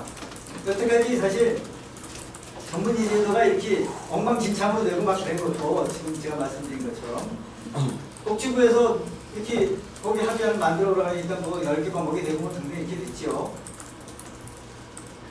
그런데 합의안을 만들지도 않았는데 정부에서 밀어붙이는 거는 제 상식으로는 없을 거다 이렇게 생각합니다. 그래서 우리가 그러면 진짜 치과의사들 우리 내부에서 원하는 게 뭔지 조사할 필요 있다고 생각합니다. 여론조사를 해야 되고요. 정말 객관적으로. 그건 뭐 아마 교정과 동문연합에서도 아마 뭐 해보자 이렇게 같이 공감할 수 있다고 생각합니다. 네, 이어서 그 아까 뭐 많이 얘기를 하셨는데 핵심은 그거 같아요. 취업에서 좀 치과계 의견을 잘 모아서 강력하게 단일화를 만들어서 밀어붙일 의사가 있느냐 뭐 그런 얘기인 것 같습니다. 그죠? 네. 답변 곤란하시면 제가 얘기를 가급적 안 하려고 했는데 또 하네요. 예, 그 조금 동문서답이 될 수는 있겠습니다. 일단 이제 지금 조만간 복지부하고 저희 취업하고 해가지고 일종의 전문의제와 관련된 협의체를 다시 구성을 할 거고, 협의체는 이제 아마 건치로 공문을 받으신 걸로 알고 있습니다. 그래서 이제 다양한 분들이 참여해가지고 이제 다시 이제 본격적인 논의를 해 나갈 겁니다. 근데 이제 좀 전에 이제 전영찬 선생님께서 말씀하신 정부는 절대로 밀어붙이지는 않을 거다. 저는 이제 저도 그렇게 이제 믿고 있지만은, 근데 이제 정부의 한 가지 이제 기류 중에 하나는 명확합니다. 물론 단체 의견도 중요하지만 더 중요한 건 이제 국민이다. 근데 이제 아시겠지만 복지부 정부는 국민을 위해서라면 전문의 숫자는 많을수록 좋다라는 생각을 가지고 있는 건 맞습니다. 그리고 그런 부분이 있고, 오늘 이제 그 전영찬 선생님께서 말씀 안 해주신 조금 빠진 부분이 뭔가를 생각을 해봤는데, 전속지도 전문의에 관련된 부분이 오늘 내용이 포함이 안 돼 있었습니다. 아시겠지만 이제 내년 말까지 그 공명으로 시한이 끝납니다. 그러면 제 생각엔 그게 마지노선을 올해 말로 잡았는데, 복지부에서는 이제 그거를 좀 더 늦춰서 내년 상반기로 좀 늦췄는데, 그럼 과연 이게 이제 전속지도 전문의를 연장하는데 전속지도 전문의만 뛰어살 수가 있을까, 법적으로 정부의 의지는 어떨까, 그 부분이 사실은 굉장히 중요하고 미묘한 부분이라고 생각을 하고, 지난번 이제 그 3년 전에 연장을 했을 때 그때 법제처에서는 제가 이거는 뭐 비공식적인 얘기지만 앞으로 추가 연장은 이건 법적으로는 있을 수가 없다는 그런 얘기를 들은 적도 있습니다. 물론 이제 될 수도 있겠습니다. 그건 뭐 제가 알 수 있는 부분 바뀌니까. 근데 만약에 그게 연장이 안 된다, 그럼 정부에서는 이거를 어떤 식으로 과연 해결을 할까? 그 전속지도 전문의 교수에 대한 부분을 별도로 띄어서 이거를 법에 담을 수 있을까? 그 부분이 사실은 쉽지 않은 부분이라고 생각을 하고 있고, 어쨌든 이제 그래서 정부가 일반적으로 그렇게 할 수 없도록 저희로서는 당연히 이제 말씀드린 것처럼 협의체를 만들어서 계속 이제 지속적으로 대화를 해 나가면서 저희 전체 의사를 담도록 노력을 할 건데, 좀 이제 제가 답변 조금 원론적이고 좀 현실적인 답변이 안 된가 죄송한데, 어쨌든 좀 양해해 주시기 바라겠습니다. 네, 양해하겠습니다. 어제 입장과 뭐 한계가 있을 것 같습니다. 잠시 죄송합니다. 그 학생분, 예, 학생 쪽에서 전체 의장님이시죠? 잠깐 소개하시고 얘기를 해주셨으면 좋겠습니다. 저는 의장 아니시나요? 예. 전치련 부의장 맡고 있는 김지원이라고 합니다. 전용찬 선생님께 질문 드리고 싶은데요. 사실 저희는 굉장히 기대를 많이 하고 왔는데, 해답을 제시해 주신다고 하셔가지고 해답을 기대하고 왔는데, 사실은 1, 2차 공청회 때 들었던 것과는 크게 다르지 않은, 그냥 왜 소수 전문의 제도 가야 되고 왜 다수 전문의 제도는 어떤 혼란이 있을 수 있다, 이런 얘기로만 그치는 것 같아서, 해답을 말씀해 주실 거면 당연히 데이터 베이스로 해서 몇 프로가 정확하며 몇 프로가 된다면 2020년에 몇 프로가 되고 그게 또 2030년에 몇 프로가 되기 때문에, 물론 지금 그 교정과 선생님 말씀하신 대로 기술연자 부분에 대해서 또 그 당시 학생이셨지만 동의하시지 않았지만 그렇게 된 부분, 억울한 분들에게 이 정도 수치면 당연히 함께 공존하기에 이제 그 받아들일 수 있을 만한 거고, 어떤 우리가 국민 의료라는 의료 전달 체계를 위한 명분이라는 거에 있어서 받아들일 수 있도록 어떤 수치화되어 있는 게 있어야 된다는 생각하는데, 그게 없어서 좀 그걸 질문드리고 싶습니다. 소수 전문의 제도라는 게 앞으로 가야 되는 게 몇 프로를 말씀하시는 건지, 그게 지금 8%, 지금 올해로 7.3% 됐습니다. 2015년 기준으로 매년 0.9% 정도씩 늘어나고 있는데, 그걸 기준으로 했을 때 졸업자 기준 몇 프로를 생각하고 계시고 치과의사 전체 기준으로 몇 프로를 생각하고 계신지를 말씀해 주셨으면 좋겠고요.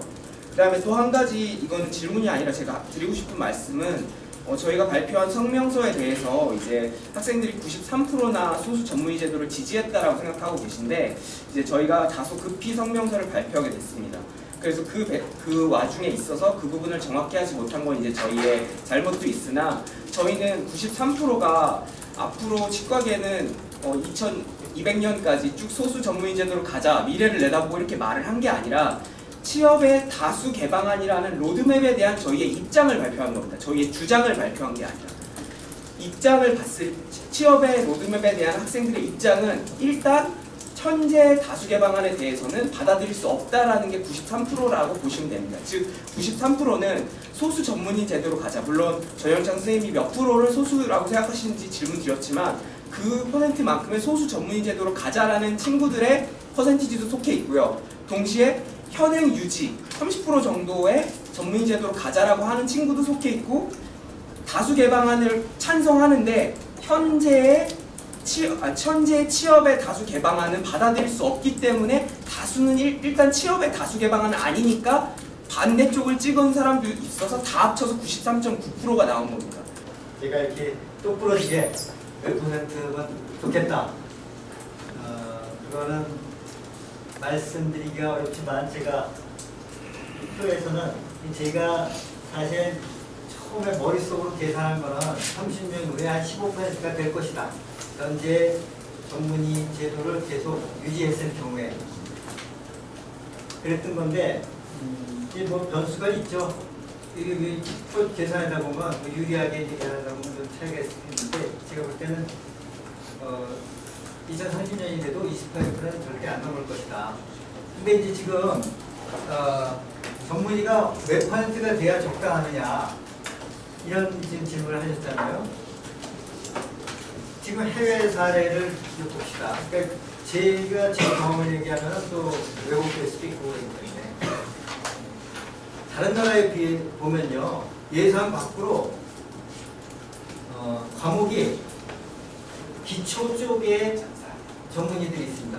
미국에 하면 예방치과 전문의하고 또 구강병리 뭐 이런 쪽에 전문의가 있는 나라가 많습니다. 그보다 임상보다는 오히려 저희가 봐도 진료실 치료하다 보면은 정말 이 연조직이 뭔가 좀 이상해 뭐 하고 그러는 게 있어서 어디 좀 장급교환에 보내고 싶은 경우가 있습니다. 근데 그 빈도수는 굉장히 적은 거죠. 여기 저보다도 임상을 또 오래 하신 분들 계시지만 아까 제가 말씀드렸습니다. 우리 치과 일반의가 거의 대부분의 치과 진료를 담당할 수 있다고 해외 자료에 나와 있는 겁니다. 실제로는 10% 이내의 전문의만 있어도 된다고 합니다. 저희로서는 정말 2030년이 됐을 때 15%가 아니라 지금처럼 7.4%인가요? 이렇게 유지됐으면 더 좋겠습니다. 그래야 제대로 된 그 의료 전달 체계가 작동한다고 생각합니다. 그런데 그게 이제 여러 가지가 겹쳐 있죠. 아까 이광훈 선생님 말씀하신 뭐 아무리 뭐 나름대로는 수련 기간을 갖다가 평가할 때 아주 적극적으로 해서 웬만하면 다 수련 기간 못 들어오게 하더라도 뭐 웬만한 장비들 이거 다 갖추죠. 그 다음에 또 새로운 거를 배우고 공부하려는 의지들도 무시할 수 없죠. 이런 것들의 타협이 지금 이렇게 나타난 현실이고요. 만약에 협회에 우리 회원들이 우리가 봐도 양심적으로 봐서 국민들 또한 건강권을 위해서 정말 이 전문의가 좀 많은 것 같으니까 줄이는 쪽으로 가자는 쪽으로 계속 영향력을 행사한다면 앞으로 집행부는 그렇게 갈 수도 있다고 생각합니다. 물론 뭐 대형 병원에 자꾸 치과 축소하고 이런 문제 있지만 그 나름대로 또 우리가 생존할 수 있는 여러 가지 방법도 개발할 수 있다고 생각합니다. 네, 그 전문의 비율에 대해서 연구한 게 공식적으로 연구한 게 두 가지가 있거든요. 하나는 2004년에 서울대학교 의료관역실 김명기 교수님이 하신 건데요. 공적인 기금을 한 겁니다. 저기서는 8%에서 12%를 제시하고 있고요. 그다음에 이거는 이것도 건강증진사업단 한국보건보건에서 연구 용역을 한 거죠. 이것도 여기서는 이제 신원석 교수님이 하신 건데 여기서는 한 22% 2009년에 나온 자료집입니다. 그러니까 뭐 설왕설래가 있지만 학문적으로 이제 뭐 이게 정답은 아니겠지만 현재 정부의 기금으로 이렇게 연구 용역을 통해서 연구된 안은 요 정도 제시됐다고 보시면 되겠습니다. 예, 참고하시고요. 저한테 또 질의하실 분 김명수 원장님, 이영수 원장님이신가요? 하신 얘기 있으시다고 제가 전해드렸는데요. 예. 소개 간단히 할게. 영인시 이영수입니다. 저희 협회 법제이사님도 오셨다 그러니까 좀 더 다른 방향에 좀 여쭤보고 싶습니다. 원칙적인 건데 어찌됐든 저기 모든 사람을 다 만족시킬 수는 없겠죠. 그런데 저희가 대의원 총회에서 강력하게 2번 이상을 소수 전문의제로 다 이렇게 우리의 그 회원들의 요구를 집행부에 전달을 했는데 지금까지 집행부가 해온 것들을 보면 도대체 무엇을 하고 있는지 진짜 궁금합니다. 공청회도 많이 하고 하는데 실제 제가 보기에는 이 소수 전문의제를 하고자 하는 의지가 있는지 한번 좀 여쭤보고 싶습니다. 그래서 만약에 그런 의지가 없다 그러면 집행부로서 자격이 없다고 저는 생각을 하거든요. 그래서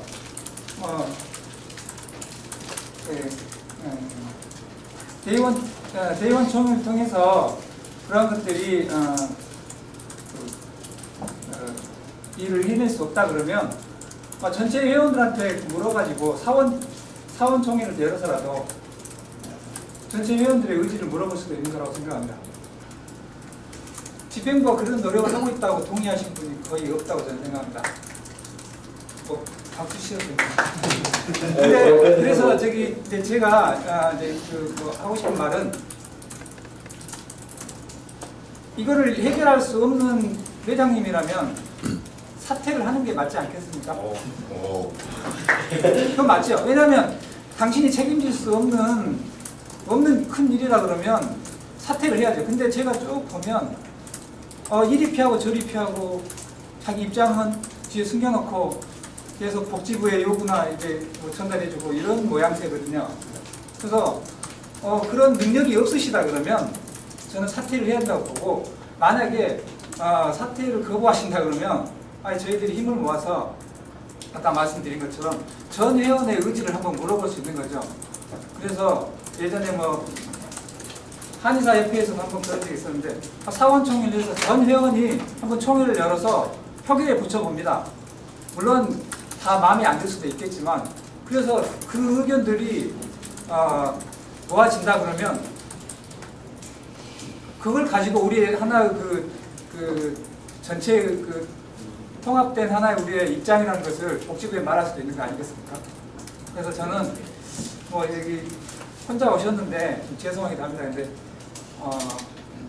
이것들이 협회의 책임이 가장 저는 크다고, 특히 회장님의 책임이 가장 크다고 말씀드리고 싶습니다. 네. 그러면 일단 아까 선생님께서 답변해 주신 거에 대해서 일단은 현재보다 더 소수로 간다는 쪽에 라고 생각해도 되겠습니까? 예, 저희는 그렇게 주장하고 있습니다. 네, 그럼 그쪽으로 가야 된다고 생각하는 게 사실 지지난 집행부요. 지금이 20대 집행부죠. 27대 집행부까지는 전문의 무슨 위원회죠? 전문의 제도 경영위원회인가요? 거기에서 각 병원에서 수련의 숫자를 올리면 전공의 숫자를 올리면은 그거를 많이 잘라가지고 복지부에 올립니다. 만약에 290명을 올렸는데 그러면 그 병원에서 얘기를 해가지고 복지부에 가서 그게 310명으로 변해서 옵니다. 근데 그 전 집행부까지는 그런 노력을 되게 많이 했어요. 가능하면 줄이려고 했는데 어느 순간부터 그런 게 없어졌어요. 그래서 지금 이강복 법대신 말씀하시기는 2년 전부터인가요? N-X를 만들어가지고 지금은 거기서 건드리지 못하게 한다 하지만 실제는 많이 늘어났습니다. 그래서 사실은 지금 저희가 소수 전문의들이 주장하지만 제가 아까도 말씀드렸지만은 어떤 경영의 제도 경영을 되게 잘해서 좀 더 줄여나가야 된다.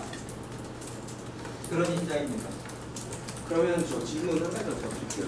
저는 취업 이사님이랑 이제 다수 개방안 찬성하시는 이제 선생님께 질문 드리고 싶은 건데 이제 저희가 학생들이 취업의 그런 로드맵에 대해서 반대가 일단 찬성하지 않는 게 93.9%나 나온 이유가 뭐냐면 사실은 굉장히 기술연자분들을 위해서는 기술연자를 위한 특례 이렇게 한 가지만 딱 돼 있고 그다음에 학생들을 위해서는 6개나 있습니다. 굉장히 많은데 일단 사실 거기서 보면은 인턴제 폐지 그건 다수 소수의 문제가 아니라 그냥 이 소수든 다수든 인턴제 폐지는 논의할 수 있는 거고 학생 면허제도 등등 해가지고 로드맵에 있는 내용 중에 다수건 소득과 상관없이 논의해도 되는 내용이 4가지나 됩니다. 사실은. 그러니까 사실은 실질적으로 다수 개방안이 되면 학생들이 그거에 맞춰서, 왜냐면은 사실상 저희가 기수련자분들이 수련자가 되고 그 다음에 기존의 GP분들 중에 그 신설 과목을 반만 선택한다 그래도 70%입니다. 그러면은 물론 그분들은 기존에 못 받으신 걸 받았다고 생각할 수 있지만, 그렇게 치과계의 그런 혼란 때문에 갑자기 70%가 팍 늘어나게 되면 그분들에 대한 경과 조치가 있는 것처럼 학생들을 위해서도 어떤 제도가 있으려면 그만큼의 학생들도 수련을 받을 수 있는 퍼센티지가 마련돼야 되는 거 아닙니까? 당연한 거 아닙니까? 기존의 70%가 갑자기 된다면 10몇 년 만에 그렇게 돼야 되는데, 그러면 저는 제일 먼저 고려돼야 되는 거는 아까 11번째 과목하면 학생들이 배제되지 않는다 이런 말씀 하셨는데, 학생들 11번째 과목에 아무도 관심 없습니다. 수련받고 싶어하는 학생들 지금 현행 제도에서 수가 늘어나서 지금 대학병원에서 수련받고 싶어하지, 지금 모자병원 제도를 어떤 대안이라고 말씀하셨는데 이 수련 다수 개방을 한 이유가 뭡니까? 학생들이 그런 방금 사회자분께서 말씀하셨던 대로 그냥 제대로 가르쳐주지도 않는 원장님 밑에서 수준 낮은 진료만 2, 3년 하다가 개원해서 국민 수준 낮은 진료 하는 게 아니라 정말 실력을 키워서 나가자고 하는 건데, 모자병원 제도 하면은 그런 자본의 논리로 운영되는 병원 가서 배우고, 그러면 과연 교육의 질이 보장되는지, 결국 제일 중요한 건 현재 하고 있는 가장 메인적인 수련 시스템을 키우는 건데, 그거에 대한 건 빠져 있는 채 정말 아직 정착도 되지 않은 2가지만 하고 나머지 4가지는 전혀 다수 개방과 상관없는 내용입니다. 그러면 취업에서는 지금 제가 말씀드렸던 대로 가장 핵심인 현재 이런 대학병원을 통한 그런 수련 이수의 증가, 갑자기 70%가 되는 것만큼의 학생들을 그만큼을 증가시킬 수 있는지, 그러려면 거의 대학병원이 2배가 있어야겠죠. 대학병원 1개 생길 때마다 분명 국민들은 다 3차 병원으로 몰릴 테고, 대학병원 1개 생기면 동네 의원 몇 개 날아가는지는 생각해 보시고요. 그걸 위해서 어떤 준비를 하고 계신지 취업에 묻고 싶고요. 여기 다수개방안 측에서 오신 이 교정학교 선배님께도 묻고 싶은 게, 학생들 11번째 과목으로 배제가 안 된다, 11번째 과목 들으면 된다고 했는데 학생들 관심 없습니다. 그러면은 학생들을 위해서는 어떤 게 있어야 학생들 그 부분에 대해서는 어떻게 생각하시는지, 말 그대로 교정과 지금 한 학교당 많은 학교 5명이고 적은 학교 1명인데 그거 10명, 20명을 키워주실 수 있는지, 그런 입장에 대해서 어떻게 생각하시는지. 왜냐하면 70% 되잖아요. 그러면은 학생들도 그거에 적응할 수 있게 만들어 주셔야죠. 대답이 듣고 싶습니다. 격정적으로 질문하셨는데, 핵심은 그런 것 같습니다. 여기 11번째 전문 과목이 아니고 지금 있는 전문 과목의 수련의 수를 늘려달라. 늘리는 것들이 오히려 더 학생들이 바라는 부분일 수도 있겠다. 제가 단정질 수는 없을 것 같고요. 이 부분에 대해 가능하겠냐 이런 부분들을 듣고 있는 것 같거든요. 어떻게 답변이 가능하실까요? 제가 오늘 이런 인사에 너무 죄송합니다.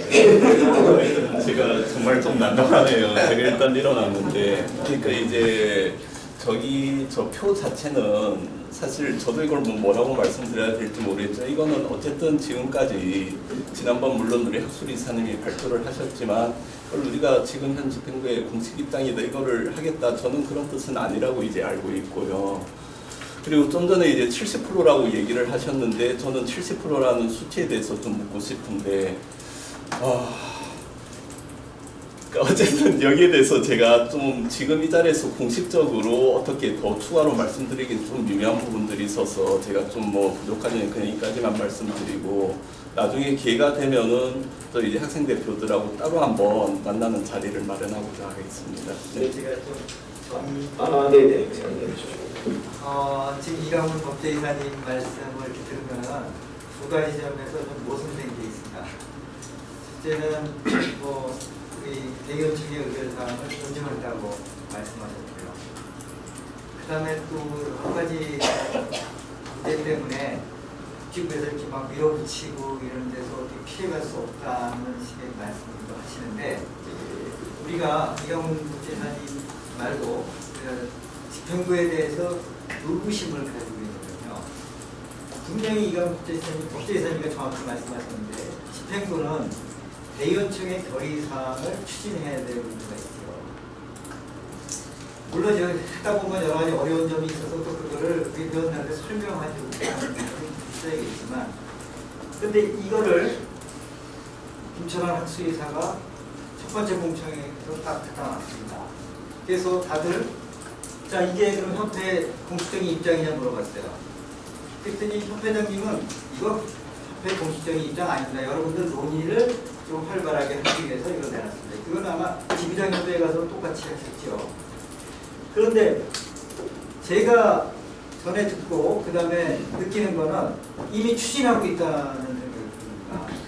뭐냐면 지금 학생들이 말씀하셨지만 소위 보건복지부에서 제도개선위원회에 지금 의제를 8개인가 올렸는데 그게 4개는 뭐 전혀 관계없는 인터넷 페이지 같은 관계없는 거고 지금 요거와 관련된 게 전속지도 전문의, 이민수련자의 복지부 용어입니다. 이민수련자 경과조치, 세 번째 11번째 전문의 신설시 경과조치, 네 번째 모자병원. 요거는 정말 이거 때문에 필요한 겁니다. 이거를 복지부하고 협의하자는 거 아닙니까? 협회가 지금 무엇을 하고 있나? 저는 왜 우리한테 물어보지도 않고 이걸 벌써 이렇게 하고 있나? 이런 생각이 굉장히 걱정스럽습니다. 이런 사실을 우리 회원들한테 좀 오픈하자. 복지부에서 너무 푸시해가지고 집행부 정신을 못 차리겠다. 한번 좀 다 한번 얘기하고 당신들 의견 좀 보자. 이런 걸 해야만 옳다고 생각합니다. 자, 그래서 제가 오늘 이렇게 뭐 광고 문구는 걸었지만 정말 우리 치과의가 상생하고 앞으로 우리 미래에 지속 발전 가능한 좋은 치과계, 구강 보건을 위해서 국민들한테 헌신하는 그런 치과 의사가 되기를 원합니다. 그렇죠. 아까 학생들이 질문했듯이 정말 해답이 뭡니까 할 때 저도 사실 붕하지만 그런 걸 얻는 방법은 총입니다. 우리 회원들의 지혜를 다 모으는 일이에요. 저는 제가 복지부하고 맞서서 어떤 해결을 의견을 입장에 돌파구를 열 때도 우리 회원들의 의견을 모으는 자세가 필요하다고 생각합니다. 네, 알겠습니다. 잠시만요. 그 답변은 아까 학생에 대한 답변에 대한 질문에 대한 답변을 한정해서 좀 부탁드려요. 짧게. 예, 일단 짧게 좀 말씀을 드리려고 말씀을 드리는데 좀 길 수밖에 없을 것 같습니다. 죄송합니다. 예. 일단은 뭐 학생들의 수련 기회를 늘릴 수 있냐, 이거는 저희의 저희가 논의할 수 있는 문제는 아니라고 생각을 합니다. 실제 복지부에서 이게 허용해주냐, 그리고 취업에서 아무리 얘기를 한다고 한들 뭐 그게 복지부에서 이제 목회를 해줘야 되는 문제라고 생각을 하고요. 근데 일단 기본적으로 학생들께서 소수 전문의제로 의결을 하셨는데 수련 기회를 더 늘려달라라는 말씀으로 제가 들리거든요. 그러니까 약간 좀 이게 이율배반적인 좀 질문 아닌가 이런 생각이 좀 듭니다. 아니, 저희는 소수 전문의제로 한 게 아니라 그러니까 현재 안에 대해서 이제 반대를 하신다는 말씀이면은 결국엔 학생들은 수련 기회를 늘려달라는 말씀이시잖아요. 다수 개방안으로 갈 거면 갈 거면 늘려달라는 말씀이신데 모자 수련병원이 어떻게 지금 얘기가 됐는지 모르겠지만은 지금 현재 대학병원에서 수련의 월급을 다 주지를 못하기 때문에 엄격하게 관리가 되는 자병원을 만들어가지고 거기에서 수련의를 키울 수 있다는 제도 아닙니까? 결국에는 수련의 TO가 늘 수도 있다는 얘기입니다. 보면은. 그리고 저 얘기는 아까 전에 슬라이드에서도 나왔듯이 보건복지부 직접 의료 전달 체계 개선 안에도 보면은 의과에도 나와 있습니다. 그리고 저는 지금 저 제도에서 사실 저희 기술연자 경과조치 내용을 빼고 나서도 나머지가 상당히 좋은 제도다. 되게 선진적인 제도다. 그래서 꼭 빨리 학생들 거라도 추진을 해달라고 덴탈알이랑 실험해내도 실은 적이 있는데요. 보면은 지금 모자 수련병원 아까 설명드렸습니다. 수련 TO를 늘릴 수가 있습니다. 그리고 인턴제, 지금 인턴 도는 게 꽉끼리 턴 도는 게 의미가 있습니까? 사실 저 인턴 1년, 레지던트 3년 할 때 인턴 1년 동안에 과 2달 동안 한 달 고정과 한 달 보철과가 있었습니다. 교정과만 4년 했습니다, 당시에. 그럼 학생들 같은 경우 지금 인턴 1년 돌아가지고 레지던트 딴 병원 보는 게 의미가 있나요? 이 얘기 지금 2005년도인가부터 의과에서 계속 이슈화가 돼가지고 근 10년째 지금 얘기 중입니다. 거기서 통과 못한 제도를 여기에 갖고 와서 지금 대입을 하고 있습니다. 선진적인 제도입니다.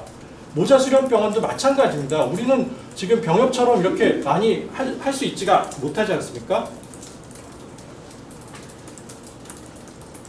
예, 그래서 일단 제가 그 학생들 질문에 답을 하고 할 수 있는 부분은, 그러니까 조금 더 자세히 좀 알고 좀 의미에 대해서 조금 더 깊이 좀 생각을 해보고 좀 생각을 해보자, 이런 말씀을 좀 드리고 싶습니다. 신설 과목 같은 경우에 저희가 무조건 안 된다고 생각을 하면은 좀 아니라고 생각을 합니다. 지금 졸업한 지 1년이나 2년 정도 된 친구들 같은 경우에 페이닥터 자리를 못 구해서 결국에는 개원을 하는 친구들도 많다고 얘기를 합니다. 그 사람들 같은 경우에 배울 수 있는 기회도 제공을 할 수도 있고, 여러 가지로 지금 대학병원 같은 경우 신설 과목 만들면 그 사람들 월급 줄 수 있습니까? 여건이 안 된다고 합니다. 그거를 법으로라도 강제를 해가지고 하면 어떻게 보면 좋은 제도라고도 생각이 됩니다. 그래서 너무 부정적으로 생각하기보다는 일단은 긍정적인 제도의 측면에 대해서는 좀 통과시킬 부분들에 있어서는 부분적으로라도 좀 이렇게 좀 통과를 시키는, 선진적으로 좀 나갈 수 있는 문화가 좀 정착이 됐으면 좋겠습니다. 네, 감사합니다. 제가 경기도 치과의사의 그러니까 전용찬 회장 제 세 번째 전에 경기도 회장을 지낸 김성기라고 합니다. 제가 2005년도에서 2008년도까지 명칭은 지금 정확하진 않은데 전문의 시행위원회 협회 위원을 지냈습니다. 근데 그 당시에 이제 제가 이 제도에 대해서 상당히 좀 심도 깊게 많이 좀 생각을 했는데, 저 말고 이 자리에 계신 분 중에 양정강 선배님 위에는 제가 그 다음에 좀 위로 될 것 같습니다. 제가 잡다한 얘기는 지금 시간이 없다 보니까 여기 계신 분들이 제가 그 당시에도 전문의 시행위원회 위원이 아마 5명인가 7명인가 그랬습니다. 근데 제가 그 당시에 이걸 맡으면서 뭐를 의구심을 가졌냐면은 의과의 전문의 제도가 한국에서 실패한 제도인가 성공한 제도인가, 여기부터 저는 시작을 했습니다. 그래서 여러분들한테 다 묻고 싶습니다. 메디컬 쪽의 전문의 제도가 한국에서 성공한 제도인가 아닌가, 그걸 한번 생각해 보시고, 그 다음에 왜 미국에서는 전문의를 ADA, 미국 치과의사협회에서 주관하고 다 관장하고 다 시행하고 다 집행하는데 한국에서는 어째서 보건복지부의 훈령이나 명만 받아서 꼭 부각시 논문만 하는가? 그러면 안 되겠다. 저는 이 두 개를 지금도 아직도 화두로 삼고 있습니다. 치과의사 단체는 제일 전문가 단체인데 보건복지부의 담당 국장, 과장, 주무관 한 1, 2년, 2, 3년 하다가 다 바뀌어버려요. 그 사람들 전문가 절대로 아닙니다. 왜 그 사람들 손에서 우리 치과 전문의 제도나 치과의 모든 제도가 좌지우지해야 되는가? 이거는 아니라고 생각합니다. 그래서 대한치과의사협회는 대의원총회의 명을 받아서 거기에 대한 연구를 해야지 그 보건복지부하고 이렇게 손잡고 거기 비위 맞추는 협회가 돼서는 안 된다고 생각을 하고, 제가 그 당시에 느낀 거는 간단하게 말하면은 2001년에 대의원총회에서 결정된 게 소수 전문의 제도에서 8% 했는데 그 당시 아무리 생각해도 8%는 비현실적입니다. 그래서 아까 심호성 교수 있죠? 21%, 20%에서 25%가 가장 현실적인 아니라고 저는 개인적으로 생각을 했고, 왜 그러냐?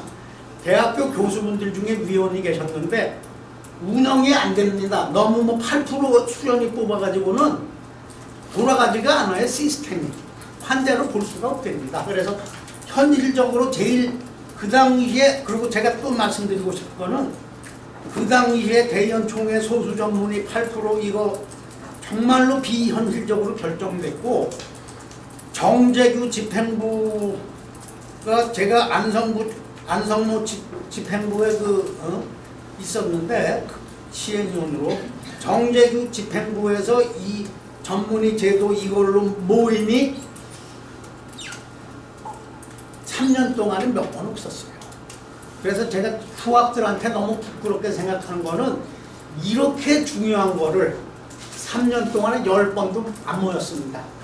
이거는 한 달을 합숙을 하면서 머리 턱 터지게 해서 풀어야 해결책이라고 생각을 하고, 그 다음에 제가 부탁드리고 싶은 거는 뭐든지 대승적 관점에서 보야지 우리 직역 이기주의 가지고는 이게 해결이 안 됩니다. 양보할 거는 양보하고. 그래서 치과계 100년 되겠고, 아까 공공성을 말씀했는데 국민이 생각할 수 있는, 국민이 여론이 따라올 수 있는 그런 제도를, 지금 집행부도 이걸 뭐 얼마나 많이 그 모임을 가지고 머리를 짜내고 연구하는지는 모르지만 연구를 많이 해야 됩니다. 피 터지게 싸워서라도 이거를 해결을 해야지. 지금 몇 년입니까? 한 50년 가까이 되죠? 50년 넘었죠? 이렇게 그 협회에서는 그때만 조금씩 하는 척하지, 정말로 진정성을 가지고 치과계를 위해서, 후학들을 위해서. 제가 볼 때는 현재 집행부는 모르겠습니다. 정재규 집행부, 제가 죄송합니다.